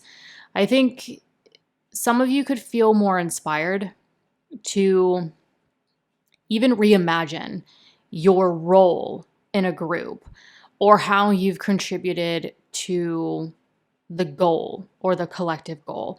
So I think this could be an opportunity, especially if you felt like you're the type of person that goes into a group setting, you know, communities, groups, friendships, and you are predominantly focused on the other person and maybe even their role. This could be the opportunity to shift perspectives, sort of like through that innovation and that change and even disruption to how you connect with other people, how you connect and innovate and even change your long-term goals can really help some of you reimagine your role in the group. How do you feel? How does it support you? Now, the trine between Pluto in your Aquarius 7th house of partnership and Uranus in your Gemini 11th house of friends, groups, communities, long-term goals. Now, this trine can definitely create a flow, a very natural unfolding flow between partnerships and your vision for the future. I also think there's a lot of opportunity here for partnerships or alliances that can now become more transformative and innovative compared to previous years where maybe it was a little bit more of a struggle. You could also find yourselves collaborating with others in different ways, you know, Uranian ways, innovative, even rebellious, but I think in meaningful ways that maybe haven't been like that well of resources involving, you know, who you surround yourselves with and those long-term goals can become deeper, more meaningful, where there's opportunity to challenge previous norms and create a lasting change. Now, again, we get this taste of Saturn and Neptune at the midpoint in roughly July, August of 2025. Again, it's not exact, but we get a taste of it. And in the middle of this Uranus-Pluto dynamic trine lies your 9th house, your belief system, your worldview, quest for meaning, spirituality, travel, publishing, teaching, higher knowledge. And so Saturn here at the midpoint could be asking you to maybe commit to that philosophy that lights you up, that resonates with you the most. Perhaps it's through study, teaching, or, you know, some of you could be developing a deeper understanding of your personal truth through particular modalities or, you know, knowledge or philosophy. Now, Saturn could also be asking some of you to really commit to your growth and potential in your lives. Now, what that growth and potential is up to you. Could be traveling, teaching, publishing, you know, expanding your knowledge, whatever growth and potential that you're seeking, Saturn could really be asking you to commit to it, to be brave, to, you know, commit to the ups and downs through it, where it will test you, where it will challenge you, and how it will change you. Now, Neptune with Saturn, right? We have Saturn and Neptune at the midpoint. So Neptune here at the midpoint could add a layer of inspiration and, you know, inspiring a new vision that transcends logic. So what do I mean by that? what I personally mean by that is if Saturn's asking you to commit to learning, growth, potential, publishing, teaching, traveling, whatever it is that you want to expand into, Neptune could be asking you, where can you redistribute or change the boundaries? Where can you expand that knowledge? How can you, like, there's learning, you read something, you memorize it, you put it on a flashcard, whatever it is, and then this Neptunian influence kind of reminds me of the whole like difference between like learning something and knowing something versus genius. Like genius is like it comes from another dimension. It comes from when someone is doing something in their own particular genius, like after they've learned something foundationally. That's what I think of with Neptune, conjunct Saturn in this ninth house of growth and potential. So it's like, what are you really stepping into to expand, where you can sort of play with the boundaries a little bit and see where your specific tone, your specific imprint can step into it, and sort of like you create your own truth, your own genius through it. So sort of dreaming beyond the borders, imagining more than what's currently visible, imagining more of what you're currently learning. Like maybe you're learning something that's factual or is very data driven, but maybe you're starting to question, where can I transcend it? Where can I go with it? How does it connect to all these other things that I want to pursue? So I think together, Saturn and Neptune at this midpoint, that we're getting a taste in 2025, sort of like how do we build a life rooted in both our vision and our wisdom? I think that's going to be the challenge and the opportunity here.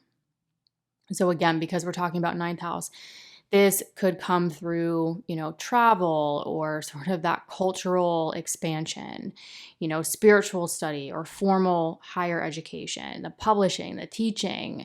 Even for some, because Saturn is making a trine to your first house of self, like stepping into more of like a mentor or a guide role, like a teacher, someone who can sort of share this knowledge. So some of you might be stepping into, sharing the knowledge through teaching or publishing, but you could also be traveling or sort of, maybe continuing your education, and you find yourselves sort of as this pillar of like that people come to sort of seek your perspective, because Neptune, in my opinion, is helping some of you expand beyond the knowledge you're learning. It's like you take the facts in, and then you're like, okay, how can we integrate this and connect this in ways that we're not taught? So some of you could be really stepping into your craft, perfecting your craft with a new framework that can really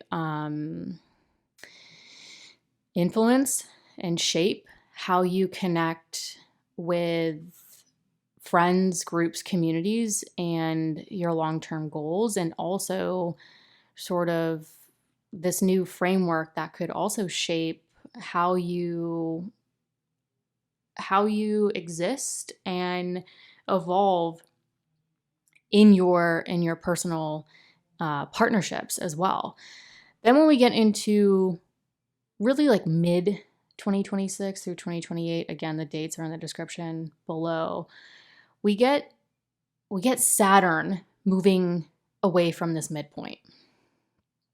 So Neptune is at the midpoint, and this will be roughly on and off with the orbs that I'm using from, that mid 2026 through 2028 roughly. So Neptune remains at this midpoint. Saturn starts to separate, move away from this midpoint, and that's where I think the tone starts to really shift, where we get an opportunity to sort of restructure with Saturn. And then once Saturn starts to move away from this midpoint, there could be a lot of surrendering, or this is where we really step into more empathy and compassion and sort of seeing alternate realities to the areas that we're focused on. So with Neptune remaining at the midpoint, some things that could change.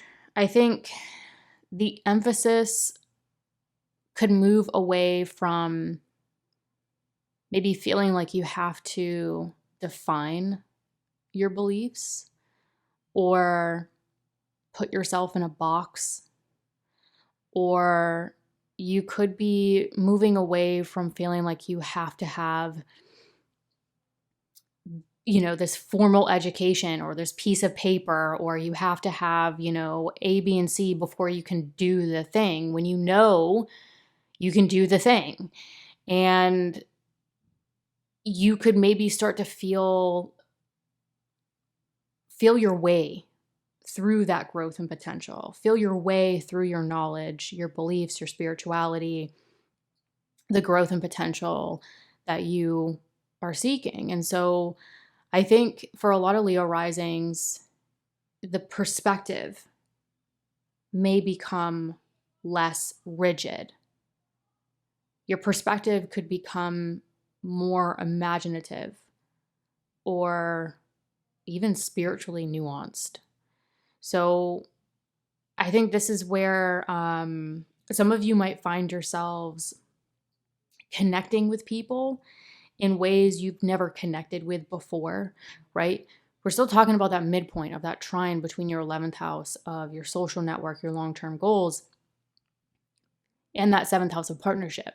Excuse me. So things could, around your beliefs and your knowledge and your spirituality and your growth and potential can become less rigid with just Neptune at the midpoint.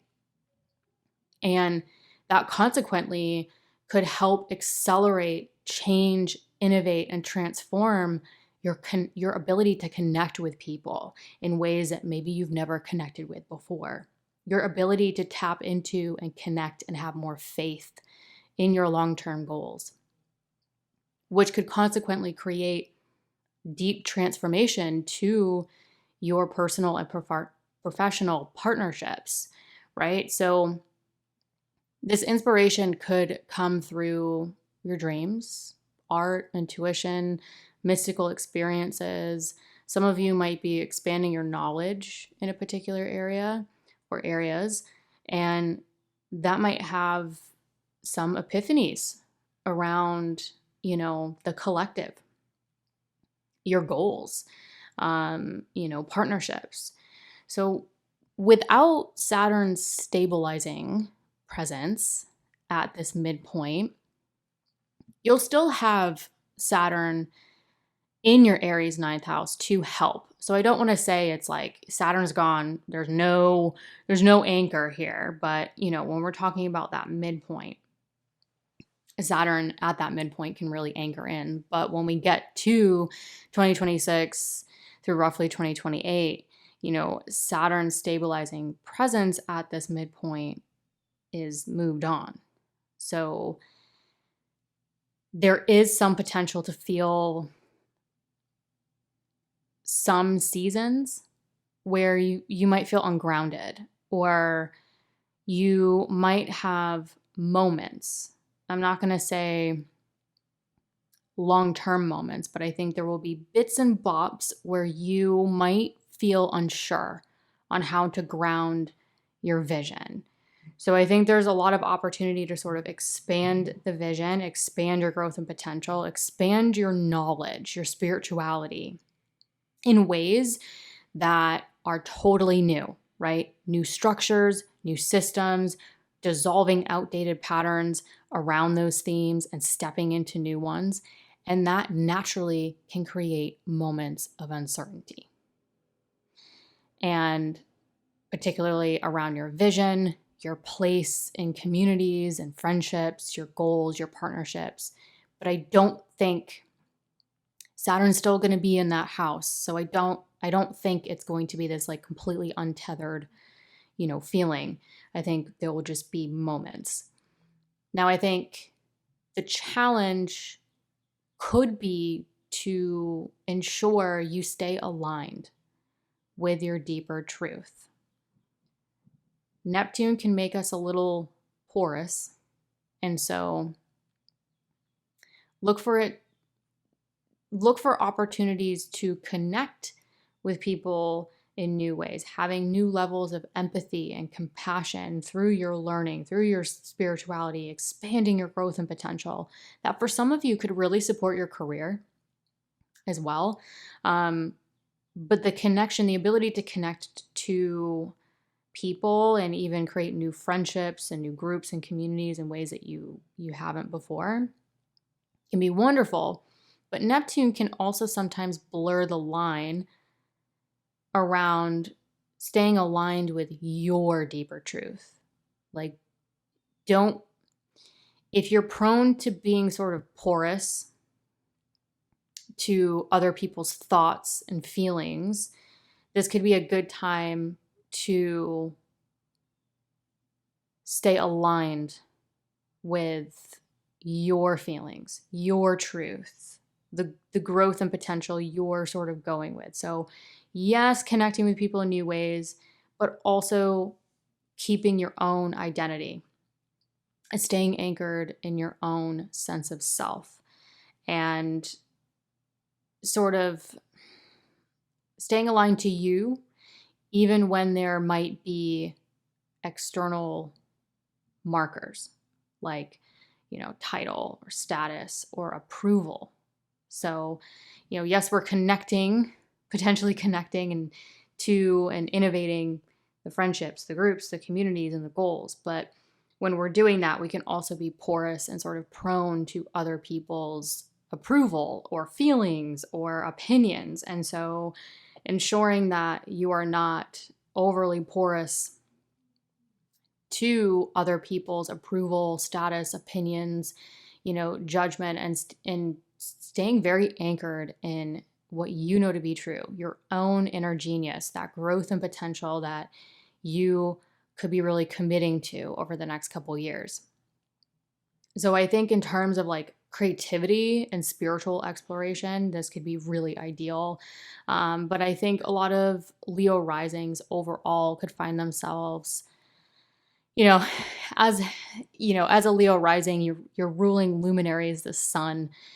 You're the sun, you're the light. And so I know many of you listening could feel that people sort of just naturally gravitate towards that energy.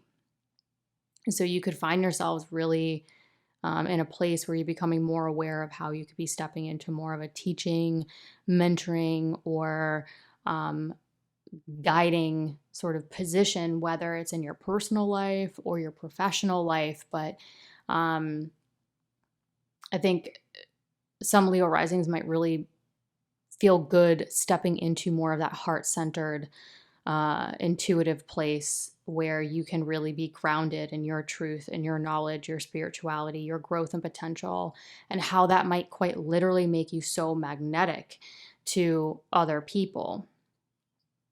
And I think a big thing over the next couple years is just allowing your knowledge, your beliefs, your spirituality, whatever it may be, teaching, publishing, allowing it to evolve naturally.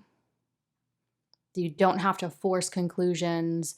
A lot is going to change over the coming years, I think, with that Neptunian influence. I mean, Uranus, Pluto, trine alone. So just allowing things to evolve, I think we are stepping into a time where there's going to be less and less certainty. And when you're dealing with ninth house themes as a Leo rising here with the midpoint, at that ninth house. Testing your knowledge, your spirituality, your growth, your potential, your teaching, your publishing, whatever it may be. Sort of moving out of that old sort of societal paradigm of like what that looks like, what is acceptable, could really be tested. And so just really having the same compassion and empathy you have for other people, personally and even professionally, like also granting yourself your own empathy and compassion towards yourself, to sort of like learning is a process, letting things unfold and evolve naturally. So overall, I think we get this opportunity in July, August of 2025 to really shift our partnerships, our relationships, personal, professional. Now, this could be internal, where you're sort of having epiphanies, you're understanding sort of your deeper conditioning. And it could also be, external, but I think there is an opportunity to see those shifts in relationships, how you want to feel, how you want to relate, and how that can consequently shift how you relate to the rest of the world, those friends, those groups, those communities, and your goals. I think also there is this opportunity for some Leo risings in 2025 to align your partnerships, the people you surround yourselves with your evolving goals and ideals in life. And ultimately, I think in 2025, that it's not exact, but that ninth house midpoint could really be saying, how can you become more anchored in your vision, in your truth, your belief system, and really grounding yourselves into your knowledge that ultimately is going to support your growth, and for some of you, even your career and public recognition. And then overall, roughly in 2026 through 2028, with the Neptune alone at the midpoint, I think the focus shifts from maybe less building. There's still going to be a little bit of building. Saturn will still be in that Aries ninth house. But with Neptune alone at the midpoint, things could shift more into the feeling. Feeling your knowledge, feeling sort of where your boundaries are, feeling where, when you combine sort of your deep inner knowing and your intuition with knowledge, sort of in my opinion, you're starting to step into that genius, right? When you watch someone in their genius, it's almost like they're downloading information in multiple areas in different ways and sort of literally like downloading it from somewhere. So really allowing yourselves to evolve into that, and having, that compassion and that, giving yourself time to move into that, into the feeling of the knowledge, what you're learning, how does it make you feel? How does it make other people feel? Your partnerships, your friends, your groups, your communities. And I think a big one is for Leo risings, especially after the past couple years, really giving yourselves permission to expand learning, traveling, things that feed your potential. And again, I think a big one is really trusting your inspiration and allowing your truth to unfold organically within your partnerships, community, and pursuing long-term goals. Hello, Virgo risings.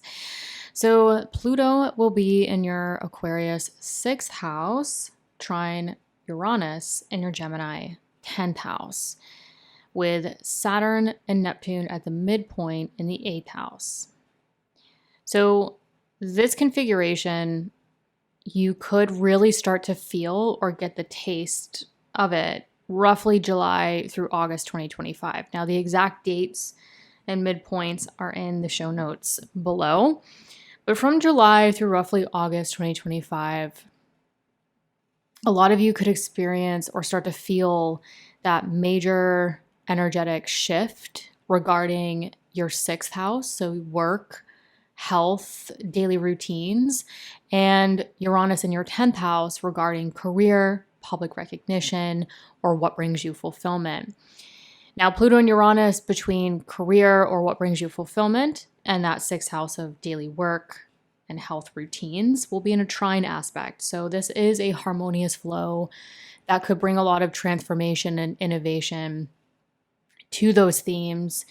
And so what's specifically interesting about this trine is, again, we have Saturn and Neptune at the midpoint, activating the midpoint in your 8th house, really starting to sort of merge or combine or integrate sort of themes regarding shared resources, transformation, and mutual empowerment.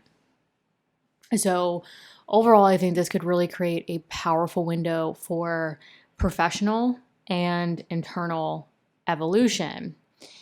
Now, Pluto in the 6th house.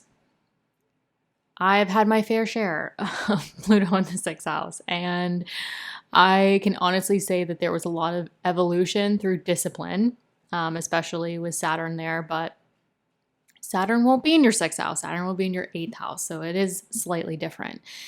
So Pluto in the 6th house, we'll just break it down.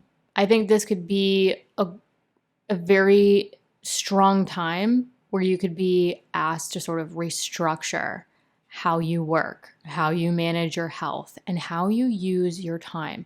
Time is the one thing we can't get back.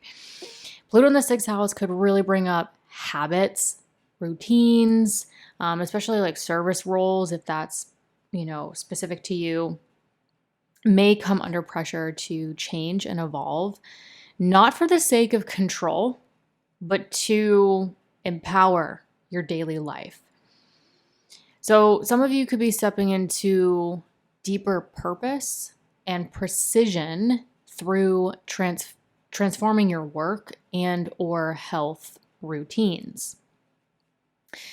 Now, shifting to just Uranus in that 10th house, that Gemini 10th house, I think this is going to be roughly on and off for the next 7 years, opportunities for innovation in your public role or innovation to what brings you fulfillment in life. Now, Uranus in the 10th can bring disruptions and awakening to your career, your public identity, or the things that bring you fulfillment if career is not a thing in your life. Some of you could feel called to reinvent your professional path. I felt Uranus going through my 10th very strongly, but some of you could feel similar themes to reinvent your professional path, break away from maybe some outdated expectations, or introduce more innovation or ideas into your work. Now, if you know your birth chart and if you have your midheaven in Gemini, you want to pay very close attention to the degree that your midheaven is at in the sign of Gemini, if you are a Virgo rising, because when Uranus transits that degree in Gemini going over your midheaven, that could be a very, very important time in your life that could really cause that change, that disruption, or even innovation to your career or what brings you fulfillment, but in ways that could also consequently disrupt home, family, property, and real estate themes as well. So if you don't earmuff it, don't listen to me. But if you do know you're midheaven in Gemini, you really want to pay attention to Uranus and Gemini, because just seeing the chart, like when Uranus goes conjunct the midheaven, it not always, but almost always causes really significant shifts in one's career or public recognition. So that is something that sort of like public service announcement. Definitely want to know that. Now the trine between Pluto in your Aquarius 6th house of health and our work routines, and Uranus in that 10th house of career, public recognition, or what brings you fulfillment, can definitely create this sort of fluidity, this sort of natural unfolding between internal mastery and that external innovation. Now, what you transform behind the scenes in your routines, your mindset, your health, could really empower you to step towards more fulfilling things or changes to your career. So for some of you with this trine, it could be a great time to launch new professional direction. For some of you, it may not mean like a totally different job or a totally different career. It could just mean really innovating and changing that within that career, within that position that you have. Now, Saturn and Neptune at the midpoint, again, getting a taste of this in mid-2025. Saturn and Neptune at the midpoint in your 8th house. I think this midpoint energy brings a much deeper story with the 8th house involved, because this could involve your transformation, transformational work, sort of like your emotional truth, trust, mutual empowerment, or power dynamics sort of playing a part with sort of your daily work and health routines. What brings you fulfillment, your career. I think Saturn in the 8th is an opportunity to take emotional responsibility and reshape it, use it. The 8th house is where our fears lie. So Saturn going through the 8th can sort of have you come to terms with certain fears, how you can reconstruct them, how I think as someone who's coming off of Saturn transiting the 8th house, the biggest thing I learned, now I knew this for a long time in my life, but one thing I learned, like really deeply integrated with Saturn going through the 8th, is how much wisdom is in the shadows, is in that emotional truth, is in sort of those parts that maybe we're afraid of, or, you know, like we're all different, but in my personal life, I feel like there's either an avoidance. I see an avoidance of those, or, you know, we all don't want to feel bad. We all don't want to be sort of like in the shadows, and, you know, but I learned how much wealth and power and transformation is in those shadows. The key here is to not get stuck in the shadow. Lean into it, learn it, take that emotional responsibility and utilize it to strengthen yourself, and then come out of it. So really to face fears, create more mutual empowerment through that, and build the solid inner foundation for that external foundation, right? The external, the career, what brings you fulfillment. Now, Neptune at the midpoint could really dissolve barriers, sort of soften defenses, and potentially even invite you to sort of trust the process of transformation, of, you know, uncovering what mutual empowerment means to you. And maybe it's seasons of uncertainty. So Saturn and Neptune together in the 8th at this midpoint of this really dynamic trine could sort of merge your career, what brings you fulfillment, your work and health routines into this like well of emotional energy and power and transformation.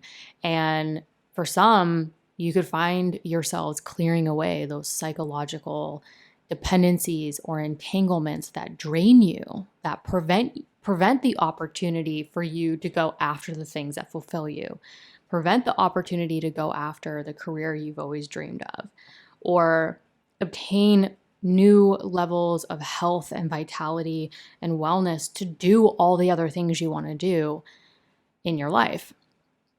Now, as we get into 2026, more towards like mid 2026 through roughly 2028, Neptune is going to be left alone at this midpoint.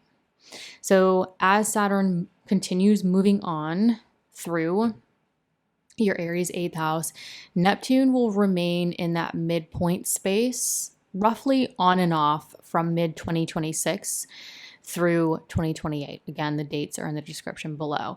And this could really be activating the 8th house influence in a more fluid and intuitive way, right? Saturn's structure and discipline and groundedness is sort of, it's still there. It's still in the same house. It's just not in the same room with this midpoint. So Neptune's sort of alone in its own room, able to sort of be in that more fluid and intuitive space. Now, some shifts we could see with Saturn sort of moving on from that midpoint is, with only Neptune at the midpoint, I think the emphasis for some Virgo risings could turn inward. There could be sort of this surrendering, healing, and even depth without clear form. Again, sort of like trusting and having faith in yourself and your abilities. And, there could be moments of uncertainty, excuse me, but having sort of more space and empathy and compassion for yourself, and how sometimes a lot of our fears were like implanted in us or imprinted on us, and sort of navigating that can be a little, can definitely be some seasons of uncertainty there.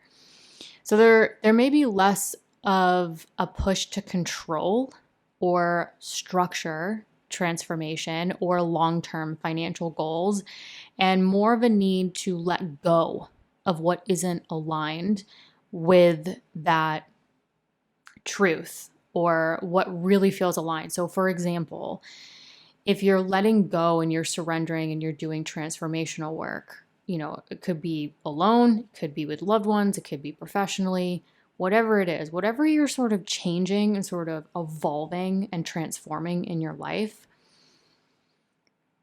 witness how that could change your financial goals, how you merge with other people professionally or personally. So themes of sort of shared vulnerability and having faith in your financial future and faith in your ability to create mutual empowerment or win-win situations in personal and professional partnerships could arise. So, some of you with this, again, it's not conclusive. I don't have your natal chart, but some of you could feel drawn to explore spiritual or psychological practices more deeply. Some of you might be like, wow, I really like, where did this fear come from? How do I transform this? How can I step into those transformative decisions that feel so aligned to my financial future, my professional future, and the future of my health? So some could, you could feel called to heal any generational or familial things for some, because when Saturn and Neptune will be in your 8th house, it's actually going to be trine and talking to your 4th house of home and family. So for some, this could be more financial. This could be more financial, investments in property, real estate, those kinds of things. And for some, it could also include, the transformational work, understanding where you come from. Why are you conditioned the way you're conditioned? Where can you sort of decondition and recondition yourself with that Saturn Neptune, right? Dissolving those outdated structures, boundaries that really don't serve you and the future that you want to step into. And so the trine to that 4th house of home and family, and for some of you, the IC in Sagittarius, if that's there could be these windows of opportunity to sort of dissolve the obstacles and boundaries that prevent you from stepping into that financial future, that transformational future that some of you want to step into. So overall, I think, mid 2025-ish could be a time where some Virgo risings are really starting to transform, if not already, your daily work and health habits, and how it's either in harmony or not in harmony with major shifts in career and or fulfillment. I think this could be a taste of like a very empowering time to witness where you want to align your public ambition with your inner truth. And this Saturn and Neptune in the 8th house could really press you or push you to integrate sort of this truth and trust in yourself and how that shows up in your relation to others, how that shows up in how you share power and emotional intimacy. So again, the 8th house is also where we merge. It comes after the 7th house of marriage and partnership. So if partnership is a theme, a strong theme in your life, or a theme that you really want to step into, this could be a time where you sort of start to restructure how you merge with another, how you integrate control and surrender, how you integrate that truth and trust, not only in yourself, but also in sort of the long-term goals and, integrating shared resources, and how that can really be, with that being at the midpoint, really create this rapid acceleration and transformation to your vitality, your health, your work, and what brings you fulfillment. Then again, overall, when we get into 2026 through roughly 2028, Neptune alone at that midpoint, I think a lot of Virgo risings could get that invitation to let go of what you think external success should look like. And some of you could be rebuilding the foundation for what success means to you. And for some Virgo risings, I think a more spiritual, intuitive, even emotionally rich chapter could begin. Hello, Libra risings. Again, the exact dates are in the description below, but roughly from July through August, we will have Pluto in your Aquarius 5th house, which could be, I think, awakening a deeper sense of authentic expression.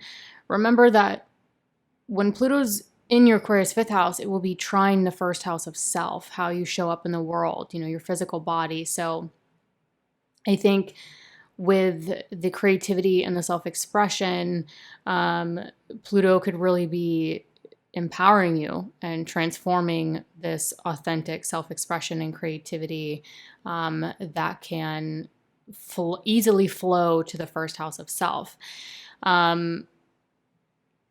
For some, Pluto doesn't strike me as playful. So I don't think this is like playful self-expression. I think this is creative intensity, right? I feel like Pluto is very black and white. There's no gray area. So I think there's some opportunity for creative intensity, and maybe for some of you tapping into a purpose-driven artistry or passion that feels like it carries weight. It's juicy, it has consequences. So the other thing too I have to mention with the fifth house, try to include everyone from all walks of life. If you have children, the fifth house does rule children. So this could also create opportunities to transform your relationship with your children, or having children, whatever it may be, the topic of children. And it could have very empowering outcomes over the coming years. Now, in the trine to Pluto, we have the star of the show, Uranus in Gemini, which is in your ninth house. And I think this is really starting to electrify your growth and potential. Now, the ninth house, really anything you're pursuing for that growth and potential. So higher knowledge, teaching, publishing, travel, spirituality. For some of you, this could have a lot of career themes involved in it. But you could be rapidly innovating your knowledge, your educational path, worldviews. With Uranus in your Gemini ninth, I feel like there's a lot of opportunity for breakthroughs that could come through writing, teaching, traveling, or sort of exploring different types of philosophies, spirituality, whatever it may be. Now, the trine between Pluto and Uranus here, I think, could additionally create this flow between self-expression and awakening. So there's a lot of momentum, in my opinion, behind your ideas. Some of you might feel even compelled to share what you're discovering through something intense or bold, like art, a message, a cause. So whether it's your creativity or children, how can you integrate more joy? Right? The fifth house is the place of joy. So how can you integrate more joy from the growth and potential, the knowledge, the travel, the spirituality, or integrate more knowledge, travel, spirituality, publishing, teaching, traveling for more joy? So at the midpoint of this trine is that Saturn-Neptune conjunction, which is in your seventh house, the house of relationships, those pesky little mirrors, and agreements.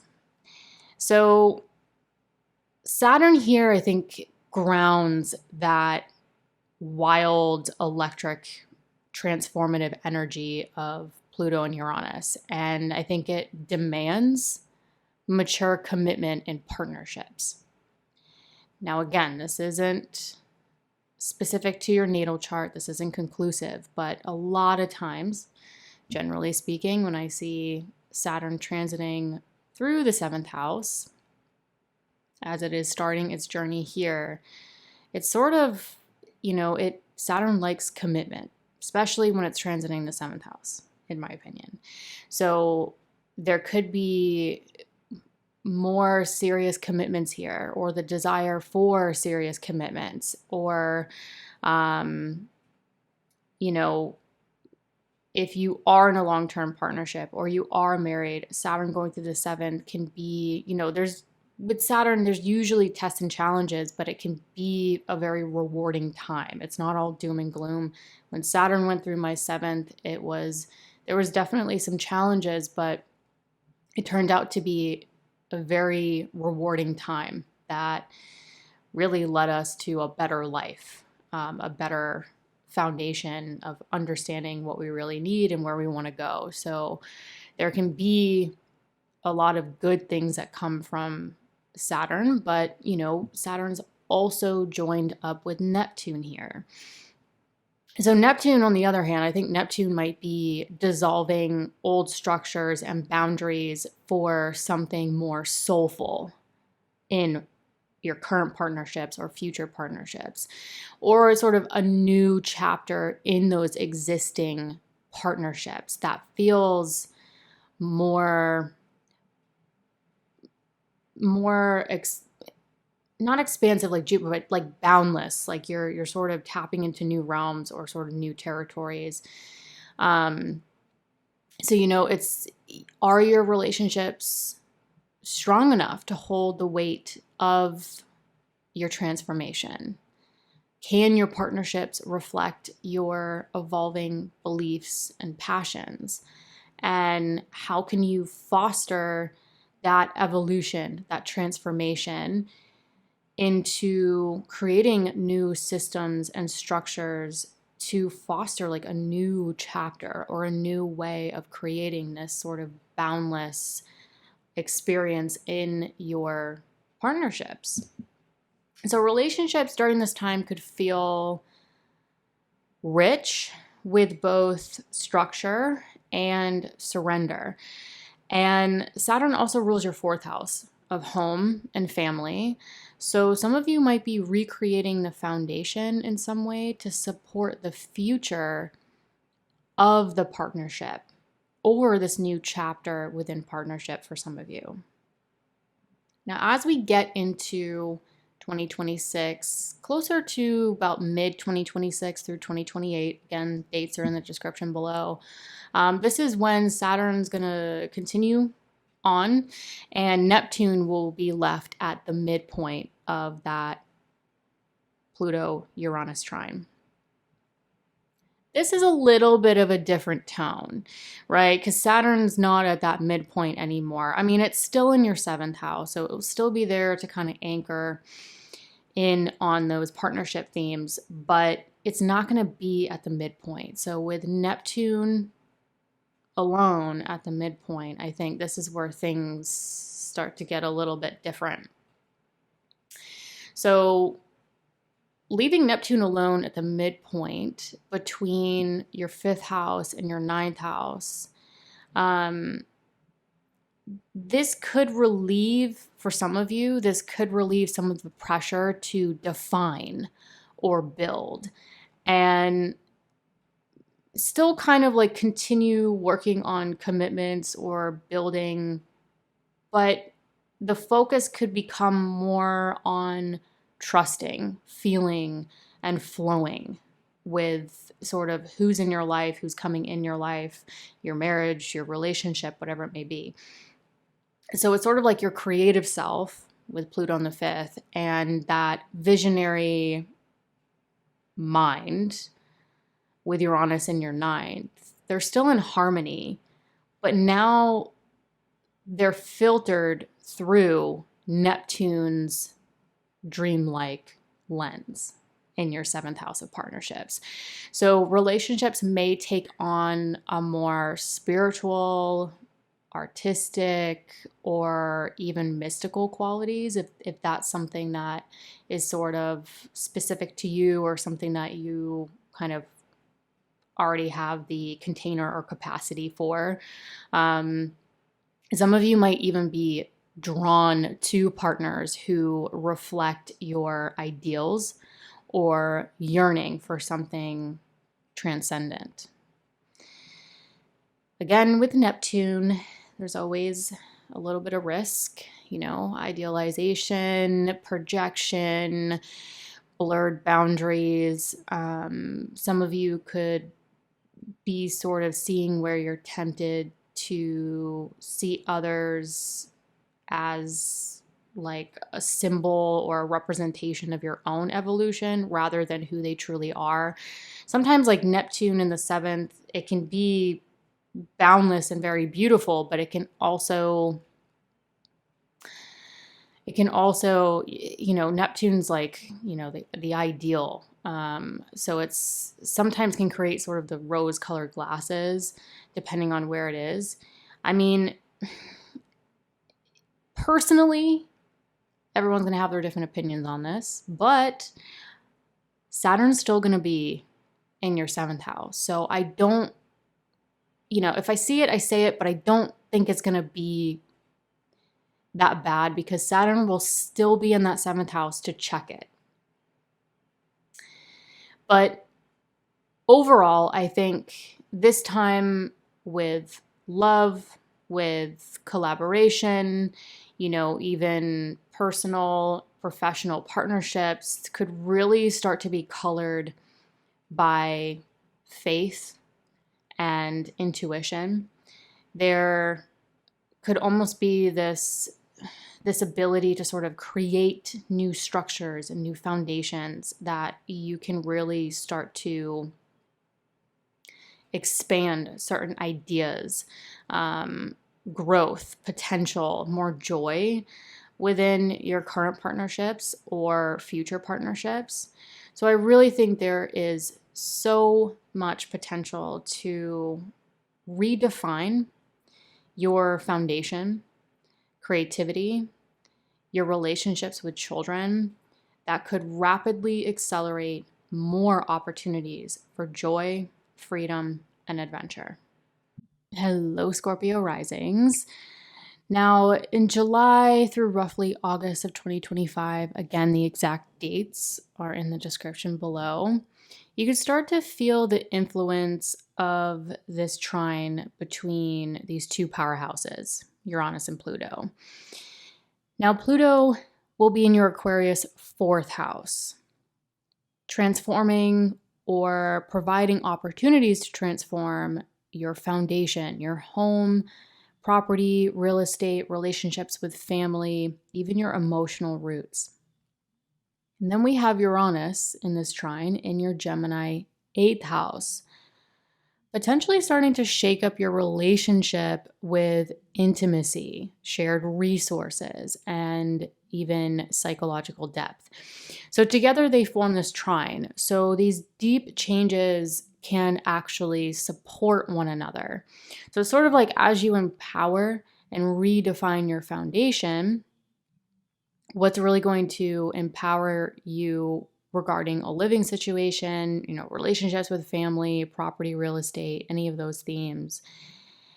And so as you're sort of empowering and redefining your foundation, you could also be liberating yourself from old entanglements or even inherited fears around maybe vulnerability, money, or control. So now the interesting part is this midpoint of this trine. Its sort of energetic balance point lands in your 6th house with Saturn and Neptune. So we've got Saturn and Neptune at the midpoint, right in your 6th house. So Saturn in the 6th brings a potential call to more responsibility, structure, and sort of discipline in your daily life, especially around, your health, work, or service. And then Neptune in the sixth often brings the opposite, the sensitivity, the inspiration, maybe even a need for meaning in those areas. As someone who has Saturn and Neptune in their 6th house, I viscerally understand this in a way where I can speak for sort of that Saturn Neptune being opposite in a way where the Saturn part of me is very dedicated, very disciplined, even kind of a workaholic in a way. And then the Neptune part in my 6th house is very sensitive to those things and needs the inspiration and can even sort of get confused around where I need to maybe change the structure or change the routine. So in some ways it's good, and then some ways it can be a little wonky. So if you're feeling intensely driven to heal or, rapidly accelerate or change sort of your inner and outer world, I wouldn't be surprised. But there is this sort of paradox going on, right? Saturn saying, get real, be consistent, build something reliable. And then Neptune is saying, but sort of listen to those subtle signals, and maybe service is more soulful and more sort of in a flow. So your body, your routines, your work rhythms are where the pressure of this trine could really show up most clearly.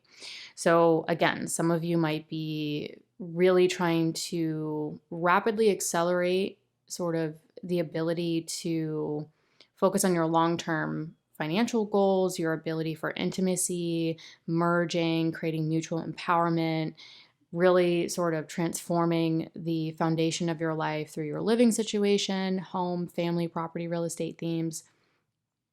And then it could all sort of congeal or sort of merge and come together, where some of you might be wanting to really restructure your health after these changes or emotional insight. Some of you could, through that rapid acceleration and change to those areas, you could feel called to do work that feels more aligned to your values and your spirituality. And some of you might be even releasing those outdated patterns and structures that no longer serve you and the future that you want to step into, regarding, your service, maybe perfectionism, and, the desire to establish that foundation and mutual empowerment in your life. So I think, in essence, some of you could really be transforming your foundation and even your capacity for deep emotional trust.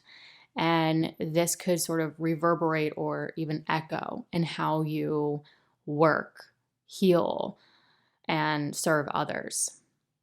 Then when we get to 2026, more, I'd say mid 2026 through roughly 2028. Again, dates are in the description below. This is where Saturn sort of moves on from that midpoint in this trine configuration, and it leaves Neptune alone at the midpoint. Now the influence shifts, in my opinion. You will still have Saturn in your 6th as an anchor to sort of continue on those commitments to your work and health routines, your service to the world. But it won't be at that midpoint. So it's not sort of this like integral focal point. Neptune will be left there. And this is where I think there might be a little less pressure to prove or perfect.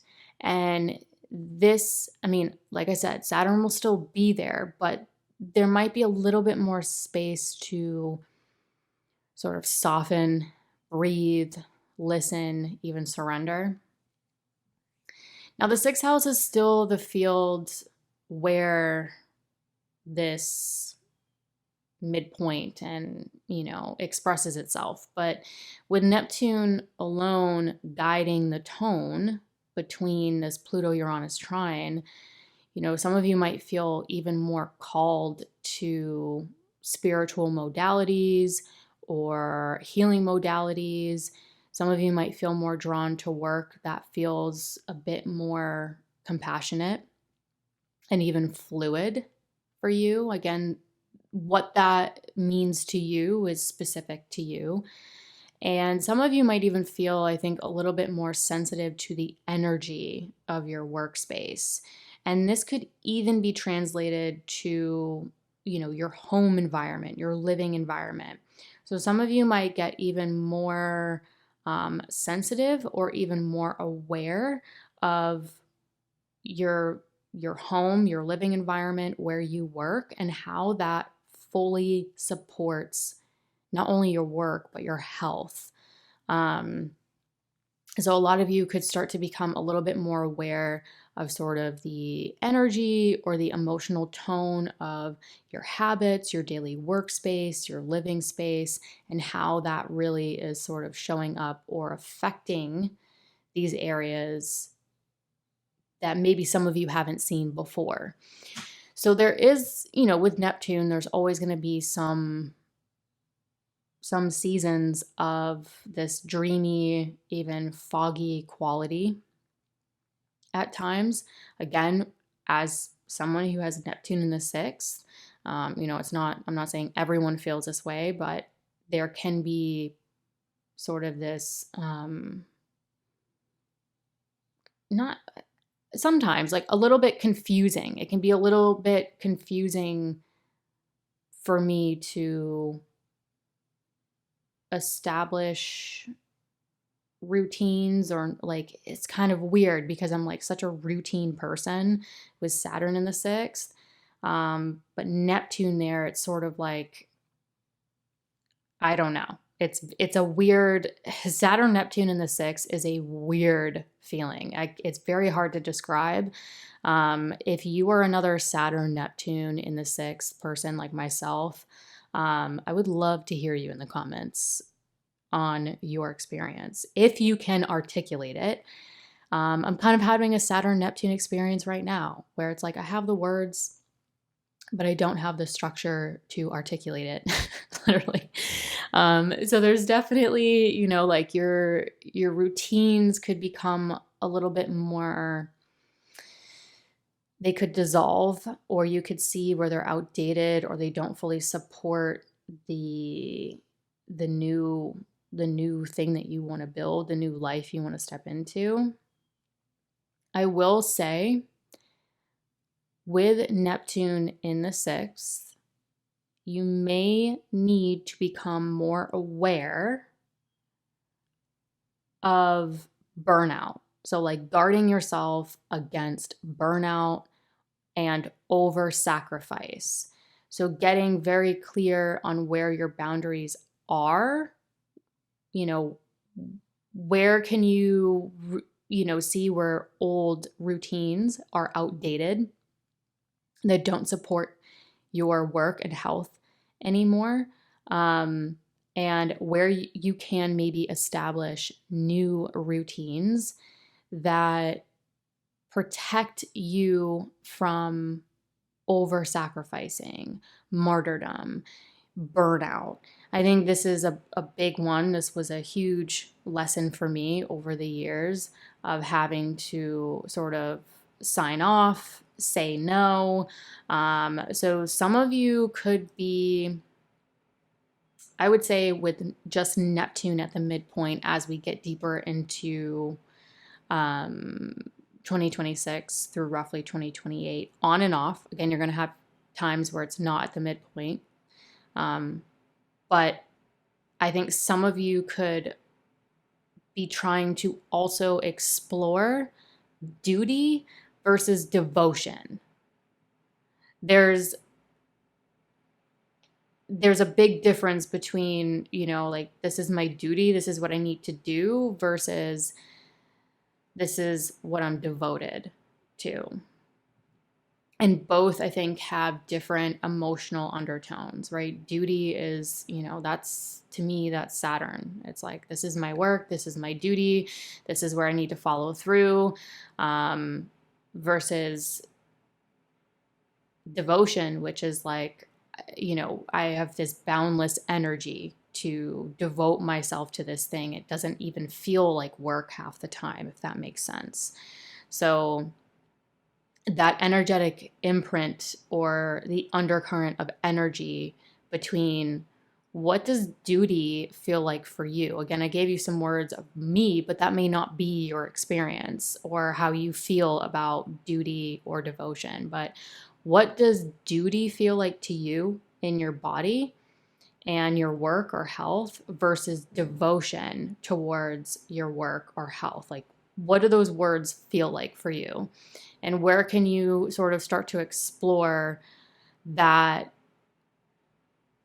transformation to the foundation that can really support you, and how that can rapidly accelerate the ability to create long-term financial success, you know, psychological transformation, mutual empowerment, and how those can really set the stage to create more space for that compassion and the work that you want to do, that where you can fulfill a duty, but it also maybe feels like something you're completely devoted to. So where Pluto in the fourth will continue to renovate your foundation and transform or even empower sort of home, family, property, real estate themes, and Uranus in the eighth, innovating your potential capacity for shared vulnerability and even reinvention. I think Neptune in the sixth becomes sort of the channel, that midpoint. So you could be processing all this inner and outer evolution through your day-to-day choices, your work, and how you support others. Hello, Sagittarius risings. So we get a little taste from roughly July through August of 2025. Again, dates, specific dates are in the description below, but from about mid 2025, we could really start to feel the shift, or for you specifically, Sagittarius risings, really feeling the shift involving the way you think, connect, create, and relate. So with this Pluto in Aquarius and Uranus in Gemini, this trine between your third house and your seventh house. Let's break this down a little bit. So with Pluto in your Aquarius third house, this transit could really intensify, I think, your mindset, your communication style, and sort of your perception in your everyday immediate environment. So you may feel pulled to speak up more, write more, learn, exchange information more for more power, empowering situations. Some of you might even already be challenging outdated mental patterns or sort of diving deep into the way you communicate, what's going on in your immediate environment. Now, the third house can include extended family, relationships with siblings, and for those who have or know that their IC is in this Aquarius third house, it could really overall have strong home, family, property, real estate themes involved here. But generally speaking, I think this is a really intense, powerful, transformative opportunity to sort of change the way you speak up, the way you communicate, to really empower yourselves. And the trine to Uranus in your Gemini seventh house, really the star of the show, Uranus in Gemini. So with this potential intense sort of transformation to the communication style, maybe for some of you, really speaking up, speaking your truth, can form this trine with Uranus in your Gemini seventh house to really sort of innovate and change your one-on-one relationships. I mean, astrology aside, intensifying and changing your communication style is going to create rapid change to the way you relate to others, the way others relate to you. So with Uranus in your Gemini seventh house, you could be craving connection that feels more exciting, that feels more future oriented, that feels more mentally stimulating.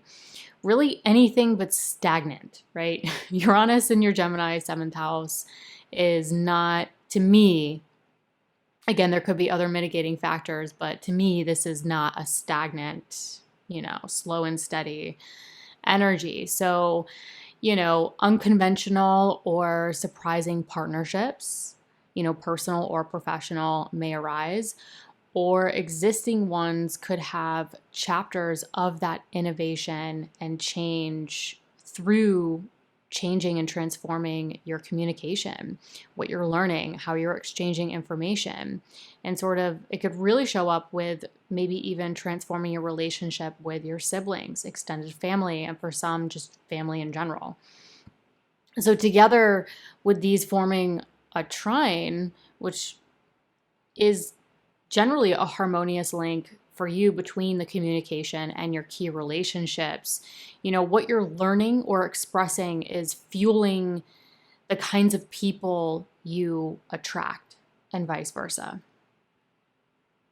So where Pluto and Uranus in this trine, we have the midpoint of Saturn and Neptune in your 5th house. So Saturn and Neptune are in your 5th house, combining this Pluto-Uranian energy. And the 5th house rules the creativity, self-expression, joy, romance, and children. And I think with Saturn and Neptune at the midpoint, I think this is where you can feel the pull to integrate it all. So Saturn in the 5th, you know, some of you might feel a need to take your creative projects more seriously, taking on a more serious, let's, you know, build a structure to form your art, to create your passions. There might even be a more serious tone involving your romantic life or dating, if that's applicable to you. So you might take on more of a Saturnian influence regarding dating, romantic life. Also, you know, if you have children, that's applicable to you. Saturn going through the 5th, generally speaking, again, this is not conclusive, but you can take on more of a structured disciplinarian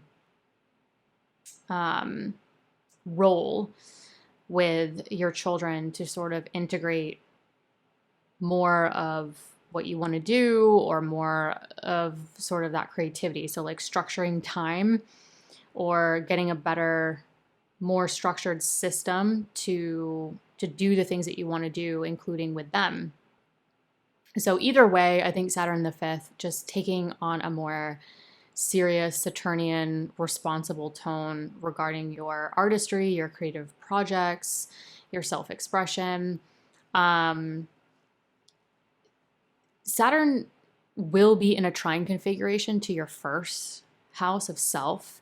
So there is, in my opinion, there are windows of opportunity to, yes, maybe get a little bit more structured and, you know, a system for the creative projects, the self-expression, the romance, the children, whatever it may be, and how it can, although Saturnian and discipline, it can sort of create this natural supportive flow to the 1st house of self, you know, the physical body, how you want to present yourself to the world. And then we have Neptune with Saturn here in your 5th at that midpoint. And Saturn on the other end of the spectrum is sort of bringing this softness, this inspiration.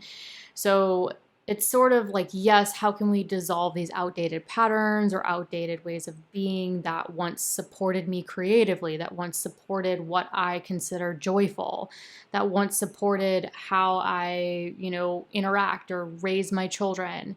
But Neptune is also bringing this, like, how can we feel our way through this? How can you feel your way through the creativity? How can you feel your way through maybe some seasons of uncertainty to find that system or structure that does work?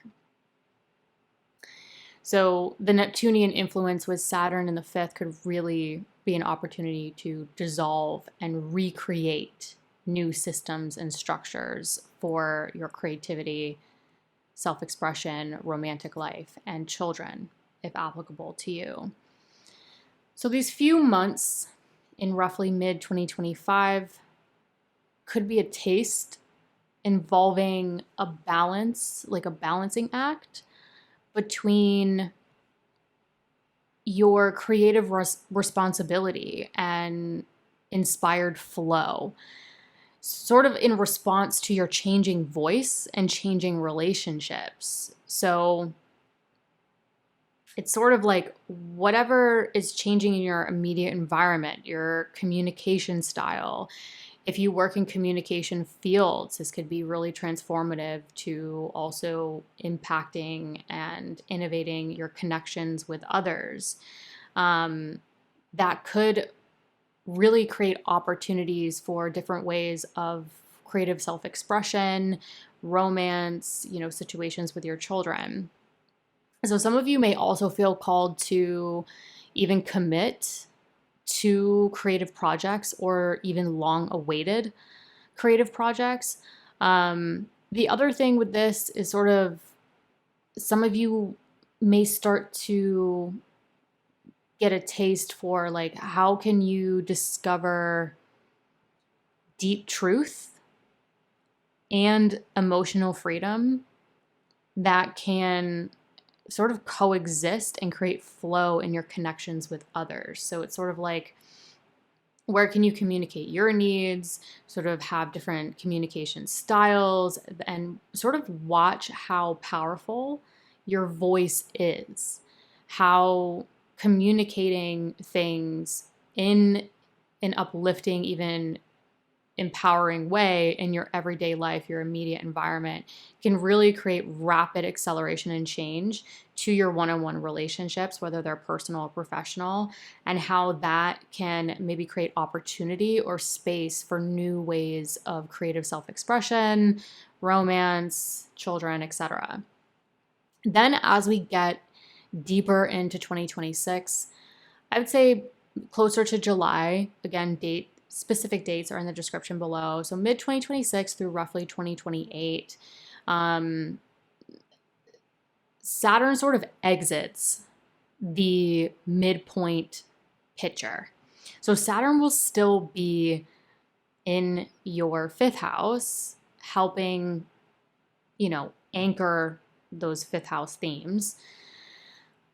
But it won't be part of this midpoint between Uranus and Pluto. So it's sort of like Neptune remains at the midpoint. And so this, in my opinion, can really change the tone even dramatically, where I'm hoping Saturn leaving that midpoint with Neptune can release some pressure. So that pressure to sort of maybe get more serious about your self-expression, how you want to present yourself to the world, like what is joyful to you now. That pressure, I'm hoping, starts to fade a little bit because Saturn won't be such an integral part of this midpoint. So with Neptune remaining at the midpoint, between sort of your communication, those people, places, and things within your immediate environment, and how that innovates and changes your one-on-one relationships, where Neptune remains at this midpoint, it can sort of soften it a little bit. This could be a time where you get a little bit more like maybe less serious, less hard on yourself, and more apt to create, love, express from a more intuitive, soulful place. The continued trine between Pluto and Uranus involving your communication, your thoughts and relationships, it's still evolving in a very powerful and even liberating way. But with Neptune filtering it all through the 5th house of creativity, self-expression, joy, children, I think the invitation could be to maybe let your connections inspire your creativity, or communicate and express what brings you joy, and watching the impact it has on your relationships. So this rapid change and transformation to communication and even communication fields, if that's something that you work in, with relationships could fuel, in my opinion, a well of untapped creativity and joy. Hello, Capricorn risings.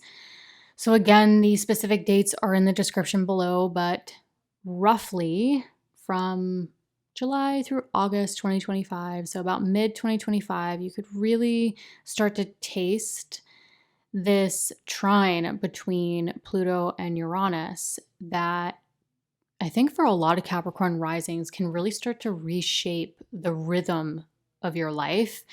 And so to break this down a little bit more, so Pluto in your second house, your Aquarius second house, I think this is a long journey about transforming your relationship with value, money, self-worth, and security. So some of you may be letting go of old financial dependencies, maybe internalized scarcity beliefs, or, any external validation as your source of worth.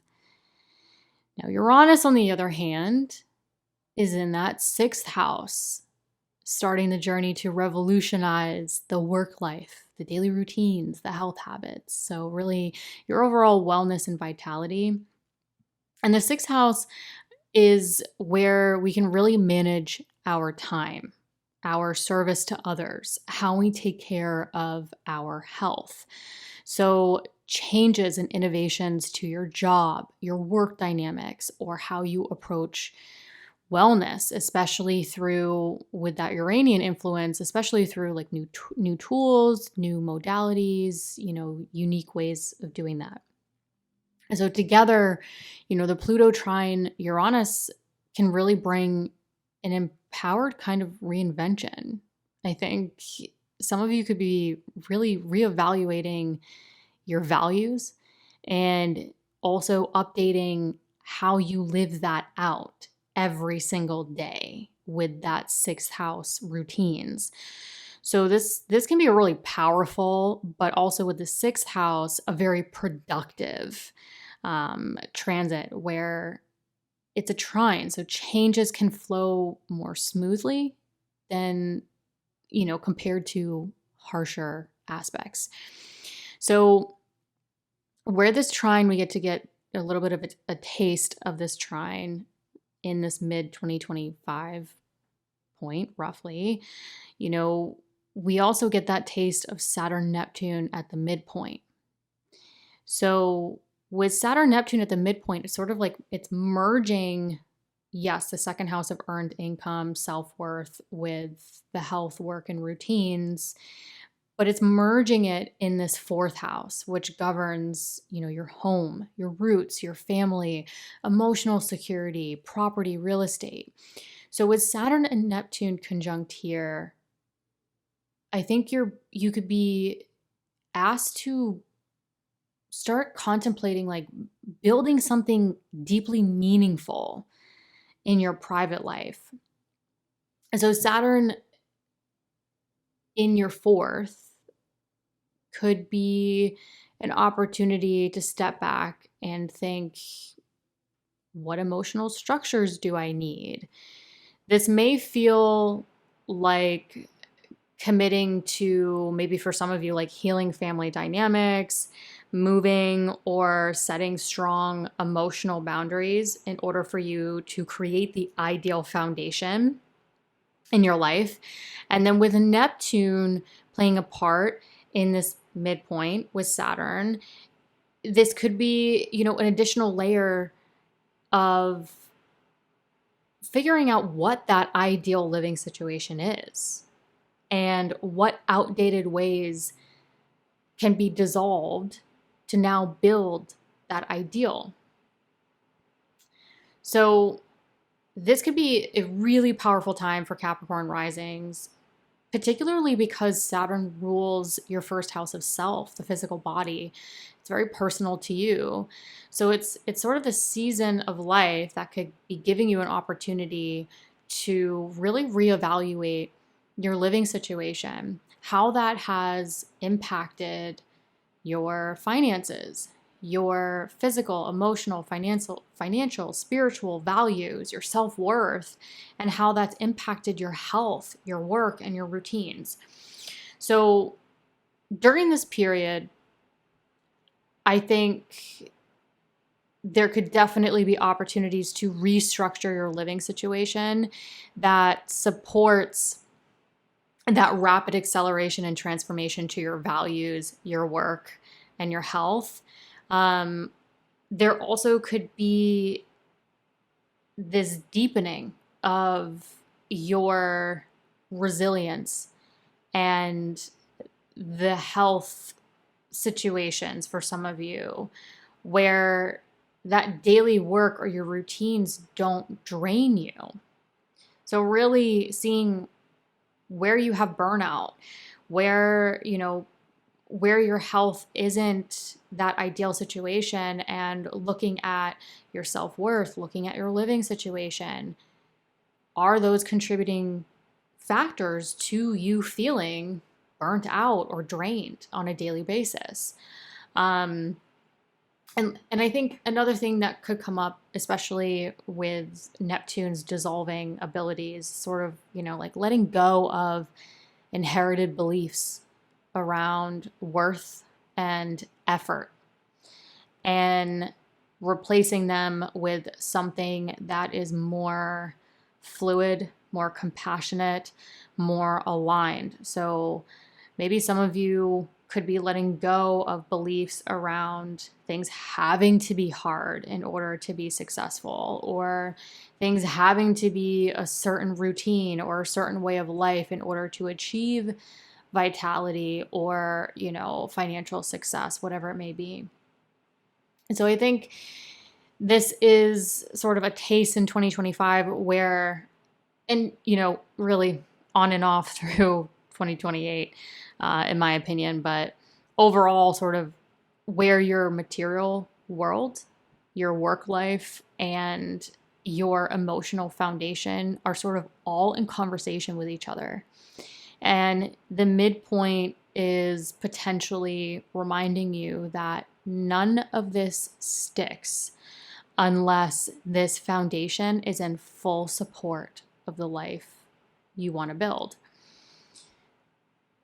But once we get deeper into 2026, roughly mid-2026 through 2028, again, dates are in the description below where you can sort of see the seasons or sort of the varying intensities of Neptune at the midpoint. So by mid-2026 and really on and off through 2028, Saturn moves on. So Saturn moves on from this midpoint. It will still be in your fourth house. So it will still be an anchoring force there, but it will move on from this midpoint. And so Neptune alone remains at the midpoint in your fourth house of home, family, property, and real estate. And without Saturn's grounding influence in this specific midpoint, I think the energy here regarding this trine and this midpoint softens. So your concept of home, family, and inner safety might become more spiritual, emotional, intuitive. So this is where I think, Saturn will still be in your fourth house, helping you anchor, create more discipline, more boundaries to home, family, property, real estate themes. But Neptune here at the midpoint, this is where some of you might really start tapping into that concept of like home is a feeling, not necessarily like the physical structure. It's a feeling.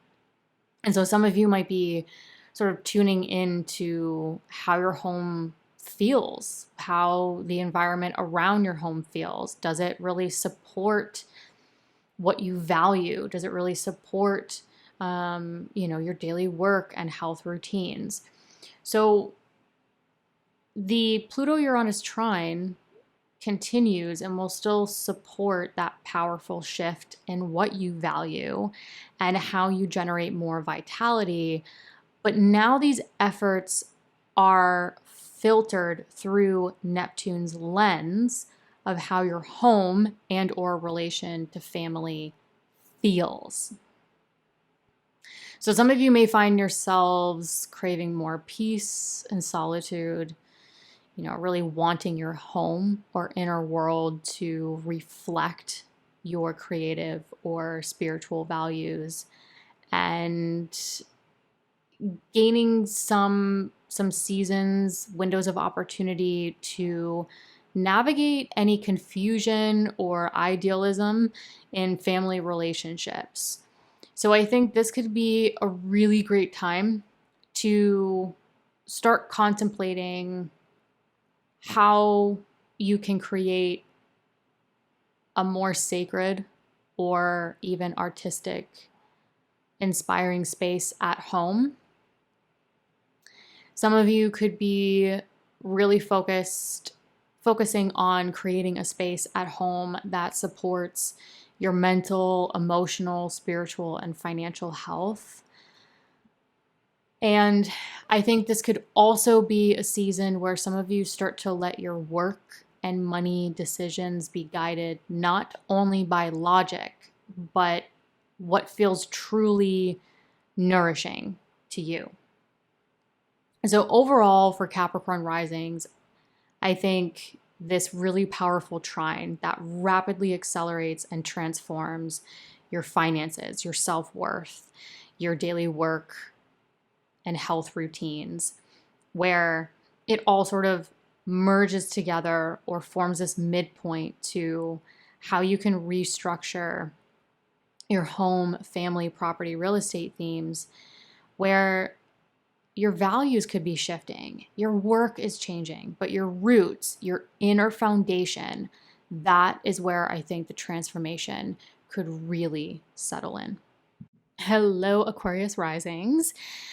So roughly from July through August 2025, you could be in a window of personal and creative evolution. Now, some of you might already be feeling this with Pluto's influence through your first house of self, but you could really start to get a taste of Uranus interacting with that Pluto in your first house about mid-2025. Again, the specific dates are in the description below, so please check those out where you can sort of see what those dates are and how things could maybe ebb and flow in terms of intensity. But mid-2025 could really be that taste of change that is necessary to both empower you and even create mental clarity. But let's break this down a little bit more. So Pluto in your first house, I think is many things, but could definitely be transforming how you experience your identity, how much it's changed. You've had Pluto go through your 12th house for many years and changing sort of your subconscious, changing, your inner vision, your inner perspective. Now it's sort of like, well, who am I now? How much of myself has evolved? And now how do I make that this physical reality or start to integrate those things? And so a lot of you could be stepping into a more personal authority. And there could still be some drive to shed those layers that really no longer reflect who you truly are. This certainly isn't a superficial change. It's more of a, with Pluto, it's empowering, it's intense, it's transformative. So this is more of a core level self redefinition. Now, Uranus in your 5th house, your Gemini 5th house, I think could bring a lot of unexpected creative energy. A lot of you could start to feel, especially like artists and creatives, you could start to feel that restless need for originality and maybe even contemplating ways to break away from old ideas of, how you created your artwork, how you, old ways in which you expressed yourself. This could also show up with your relationships with children. You could start to see the transformative or empowering effects with how you, I'm a little bit tongue-tied today, so excuse me. You could see the impacts that your self-expression, your artistry, your creativity, how you can really innovate and step into new ways of joy, and how that not only affects who you are in the world and how you show up in the world. But if you have children, you can see how it could really impact them in really cool ways with Uranus there, in my opinion. But I think overall, generally speaking, a lot of you could feel that drive to express yourself in radically different ways. And even for some of you, take creative risk that reflects this evolving identity.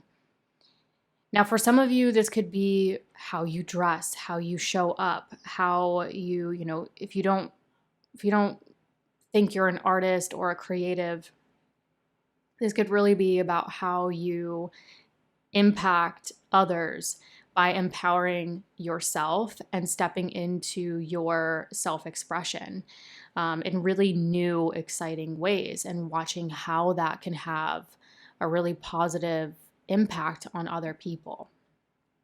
Now, these two planets, Pluto and Uranus, will be in this trine, which means their energies are a little bit more cooperative. So trine can sort of dissolve those obstacles. So Pluto's deep inner work, harmonizing or dissolving obstacles with Uranus, that inventive, creative, rebellious spirit, could really sort of kick into gear. So this may bring an opportunity to reshape from the inside out, but in a more creative or empowering way that provides, I think, like a fresh, innovative edge to not only how you sort of move through the world and impact other people through that, but also this could be a really interesting transit to tap into deeper layers of what brings you joy, your creativity, your self-expression. Now, at the midpoint of this trine sits Saturn, your ruling planet, and Neptune together in your third house. This is where I think your mind, your voice, really any aspect of communication, whether it's personal or professional, could be reshaped, molded in a different way. So Saturn brings that mental focus, discipline, and structure we're all familiar with Saturn. And Neptune brings that imaginative, spiritual openness with, pertaining to the third house, I think that subtle sensitivity to language and meaning. So together, Saturn and Neptune in your third house of communication, this is also your immediate environment, your siblings, your extended family. So really those people, places, and things within your immediate environment could really start to change and reassemble regarding how you process and express this transformation and innovation between you and your creativity. So you might feel a serious need to refine your thinking, your, speak with purpose, align your communication with maybe something that feels higher. Now, this could be personal with, again, those people, places, and things in your immediate environment, or it could be professional through communication fields. So again, whether that's truth, artistry, personal conviction, it's all on the table, in my opinion. And I think balancing vision with responsibility could also come into play here, especially with the fifth house ruling children, where, naturally when those Aquarius risings out there that have children or are a caretaker, there's a level of responsibility that comes with that. And the Pluto-Uranus trine could help innovate how you experience joy, how you sort of do your artistry, your creativity, and how you want to show up in the world. So it's sort of like, if there's a will, there's a way. And sometimes all it takes is changing something or innovating something in order to find the time to do those things. And with Saturn and Neptune at the midpoint in your third house, I think it starts with your voice. You know, communicating your needs. And that could be, you know, to those people in your immediate environment, or it could come out through artwork or creativity or the things that bring you joy, like writing, speaking, teaching, planning that sort of merges your dream with realism. Now, Saturn also rules your 12th house. So ideas, inspiration, and that hidden vision of yours could come to the surface with Neptune's ability to blur the boundary between the conscious and subconscious. So this period, I think, is really powerful for learning new ways of thinking and sharing ideas that reflect who you're becoming. It's sort of like regarding your empowerment and the person that you really want to step into in the world, that simultaneously innovates and changes your creativity, your self-expression, those things that bring you joy. This communication, this midpoint in the third house of communication, I think becomes sort of your tool for this evolution. Now, as we get into 2026, I'd say more so deeper, maybe mid-2026 through 2028, on and off. Again, this is going to happen to varying degrees of intensity. The dates are in the description below, where by mid-2026 and continuing on and off through 2028, Saturn sort of moves on from this midpoint. Now, Saturn's still in your Aries third house of communication. So, you know, we're not flying off the handle here, in my opinion, but Saturn moves off of this midpoint and Neptune remains alone at the midpoint between Pluto in your first house of self and Uranus in your fifth house of joy. So the trine continues.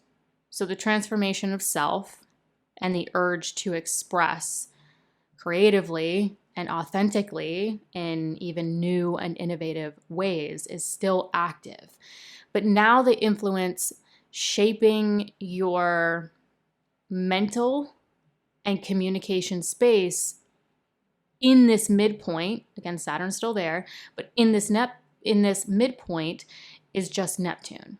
And this really changes the tone, because I think without Saturn's structure in this midpoint, things may become less focused and more fluid. Your thinking and communication may become more intuitive, idealistic, and more inspired or inspirational. I think some of you could also start to change how you interact or relate to your immediate environment and relationship with siblings and extended family. And for some of you with your IC in your Aries third house, this could extend to really all home and family. Now, Neptune alone in the third house could also suggest, you know, your mind becoming more open to those subtle cues. Some of you may become more aware of symbols, metaphors, spiritual insights in your every day-to-day environment. You could find yourselves expressing through more poetry, music, art, or indirect communication. So I think with just Neptune at the midpoint, sort of like you could be exploring different ways of communicating. And again, this could be personal or professional. So I think there's a lot more possibility for emotional or symbolic understanding with communication, things within your immediate environment that could be sort of pooling or merging the creativity, what brings you joy, and also providing opportunity to express yourself, step into your identity, and more empowerment. So there's a great potential here, in my opinion, for creative and spiritual communication. But I'm not going to lie, Neptune can be a little tricky sometimes. So, there could be a need to watch out for fogginess, misinterpretation, even escapism, if that is something that you are prone to in how you process or express information. Because the third house is communication, but it's also sort of exchanging information.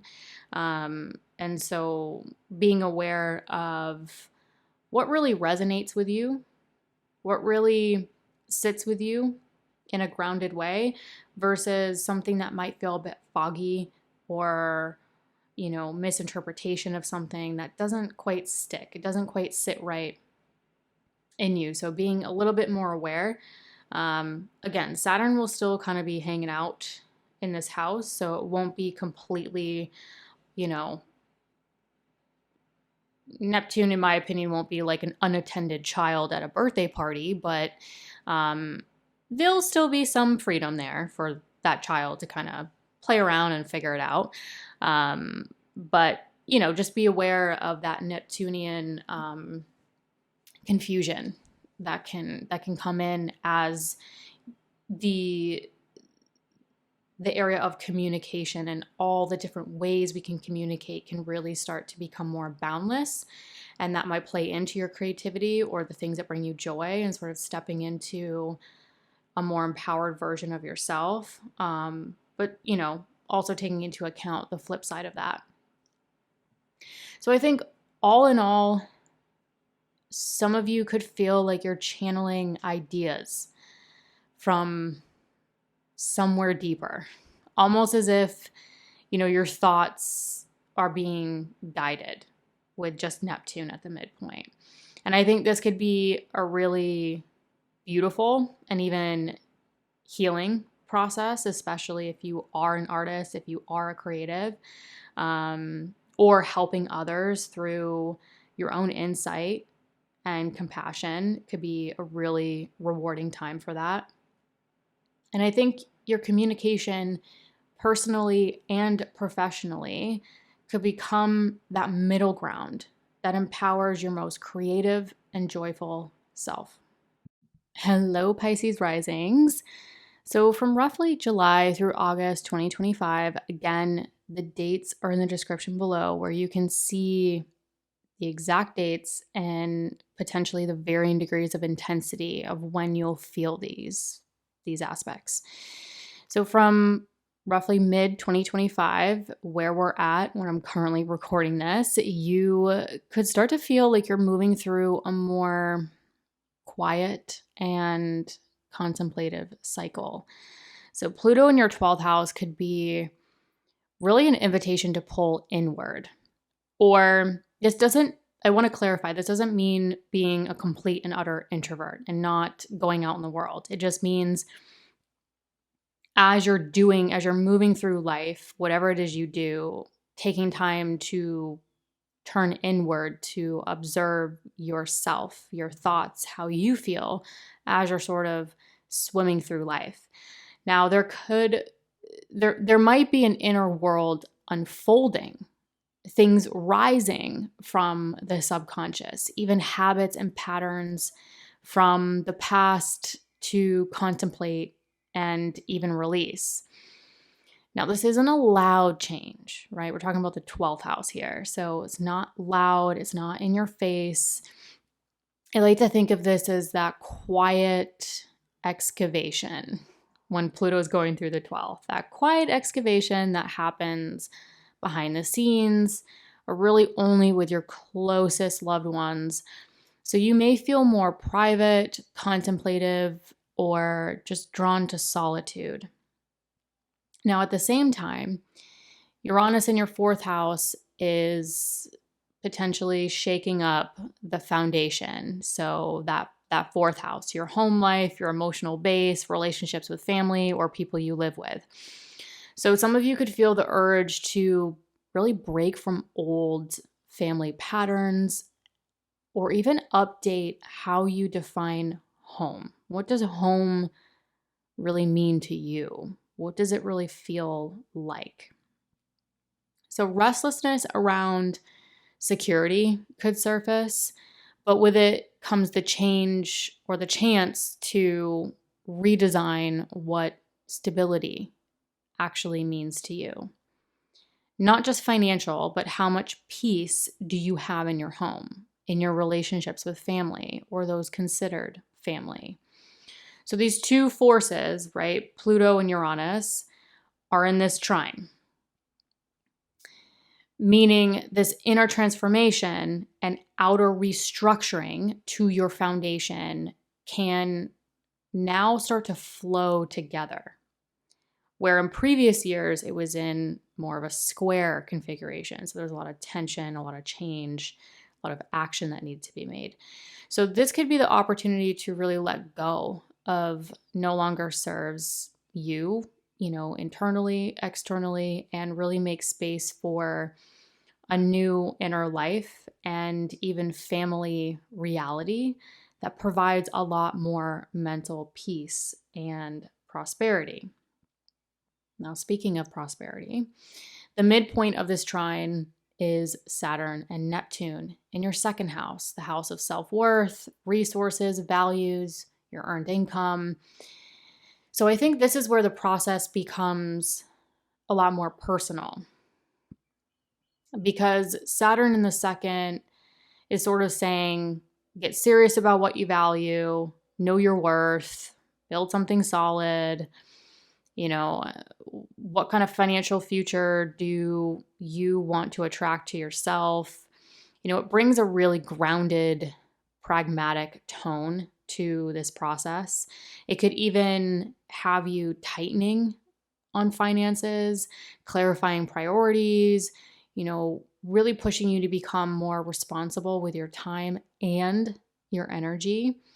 And in a way where it could be pushing many of you to be like, how can I work smarter, not harder? How can I earn money that feels more in the flow and less like this constant uphill battle? And then Neptune with Saturn here in your second is sort of the opposite. It's softening the edges a little bit. It's sort of like, trust your intuition, let your values and finances include some compassion and fluidity to it. So Neptune is opening the door to inspired values, but it can also blur boundaries around money, security, and self-worth. So these two together, I think, is ultimately an opportunity to say, what outdated patterns have I had around my self-worth, and how has that shaped how I earn money, how I save money? Money is currency. Currency is energy. So, how has not getting really anchored into your self-worth and your value in all the other areas of your life, affected your finances, affected your self-worth? So this could be an opportunity to sort of dissolve those outdated patterns, dissolve the old ways of operating, and start to reconstruct and build new ways of really being grounded in knowing your worth, your innate gifts and talents, and how getting grounded in that and having a new system or structure in that can sort of like create situations where making money maybe doesn't feel so hard and brutal.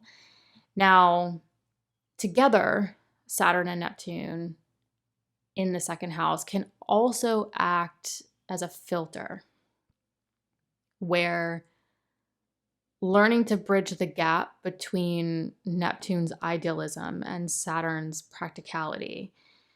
So, what do you believe is valuable? Not what you were conditioned to believe, right? Because don't forget, you have Pluto in the 12th through that area of subconscious and inner vision. So, giving you an opportunity to see, like, for some of you, maybe you were conditioned to believe certain things about money. Maybe you were conditioned to believe certain things on how it should feel to make money. You know, whatever it is, what do you believe is valuable, right? Not what someone else conditioned you to believe or told you, but what do you deeply value, and how can you sustain it in the real world? So this period could bring financial shifts and even reevaluation of your worth. And if they're tied to sort of deep emotional and spiritual growth. So I feel like Saturn and Neptune could be an opportunity to even explore wealth versus prosperity. You know, Saturn rules your long-term goals and social network as well.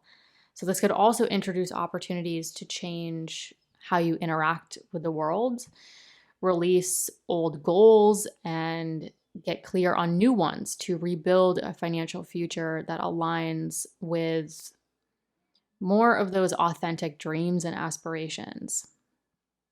Now, starting around 2026, really more mid 2026, and continuing through 2028, off and on to varying degrees, Saturn moves on from this midpoint. Now, Saturn will still be in your Aries second house of earned income and self-worth, but it won't be at this midpoint with Neptune. So Neptune remains at the midpoint of this trine. So the structure and accountability that Saturn brought to Neptune begins to move out of this midpoint picture, and what's left could be a more fluid, idealistic approach to your values, resources, and even sense of worth.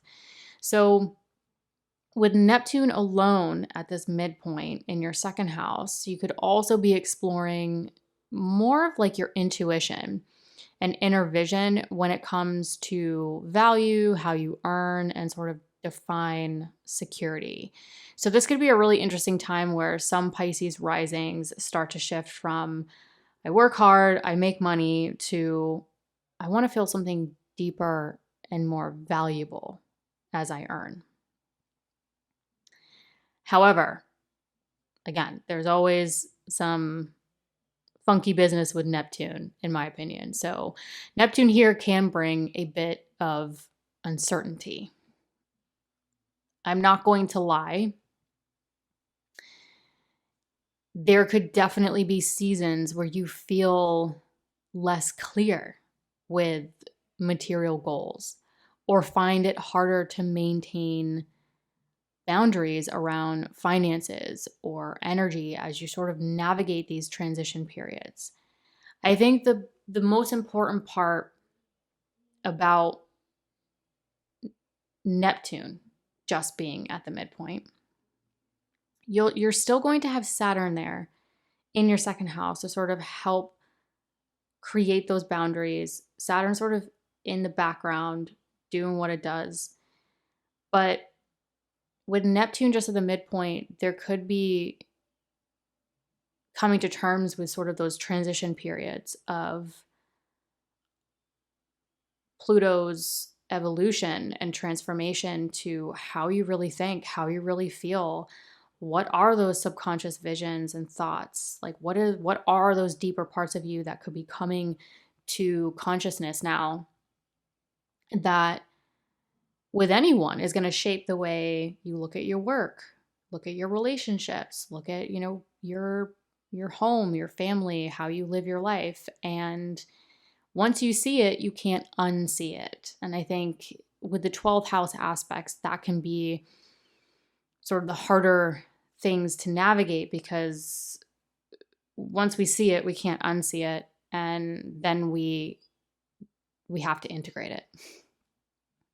So there can be moments or seasons of uncertainty where you're like, oh, this is where I want to go, or this is what really resonates with me, or this is why I think the way I think on this particular thing. And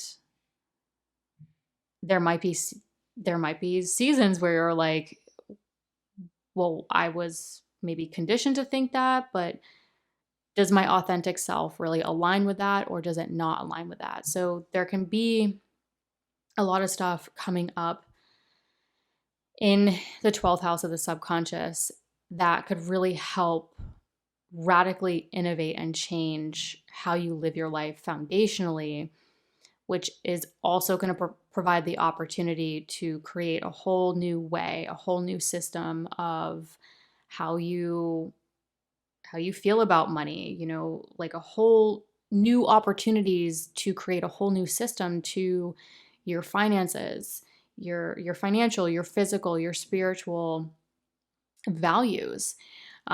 So there's a lot of depth here with Pisces rising. Now, the trine between Pluto in the 12th and Uranus in your 4th will continue that evolution from the inside out. But now with just Neptune at the midpoint, it's sort of like the way you could be connecting to your resources might be less about structure and more about faith and fulfillment. So some of you might look at, some of you might be in a phase or season where you're having more faith in your worth and in the unfolding of life through a financial situation. And some of you might have a really good financial situation and have a lot of stability and security, but now you might be looking at it like, well, I want to feel something meaningful now that when I earn money. So the way you connect to your resources could be less about structure and more about how it feels.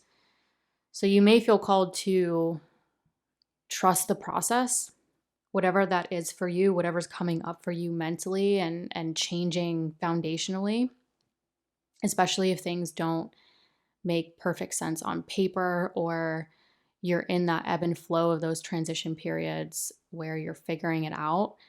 So this could really be a time for, I think, aligning prosperity with your inner vision that wants to come to life. Not the one that we're conditioned to think, or, the one that we're told, or the one that society told us to be, but the one that, like, your real authentic inner vision. And I will say, if you need a little bit of a pep talk or some inspiration with Pluto going through your 12th, and you're sort of like left with like, what is happening to me? With all the years that I've been doing this, my one-on-one clients who've experienced Pluto going through the 12th in their lives, they come out just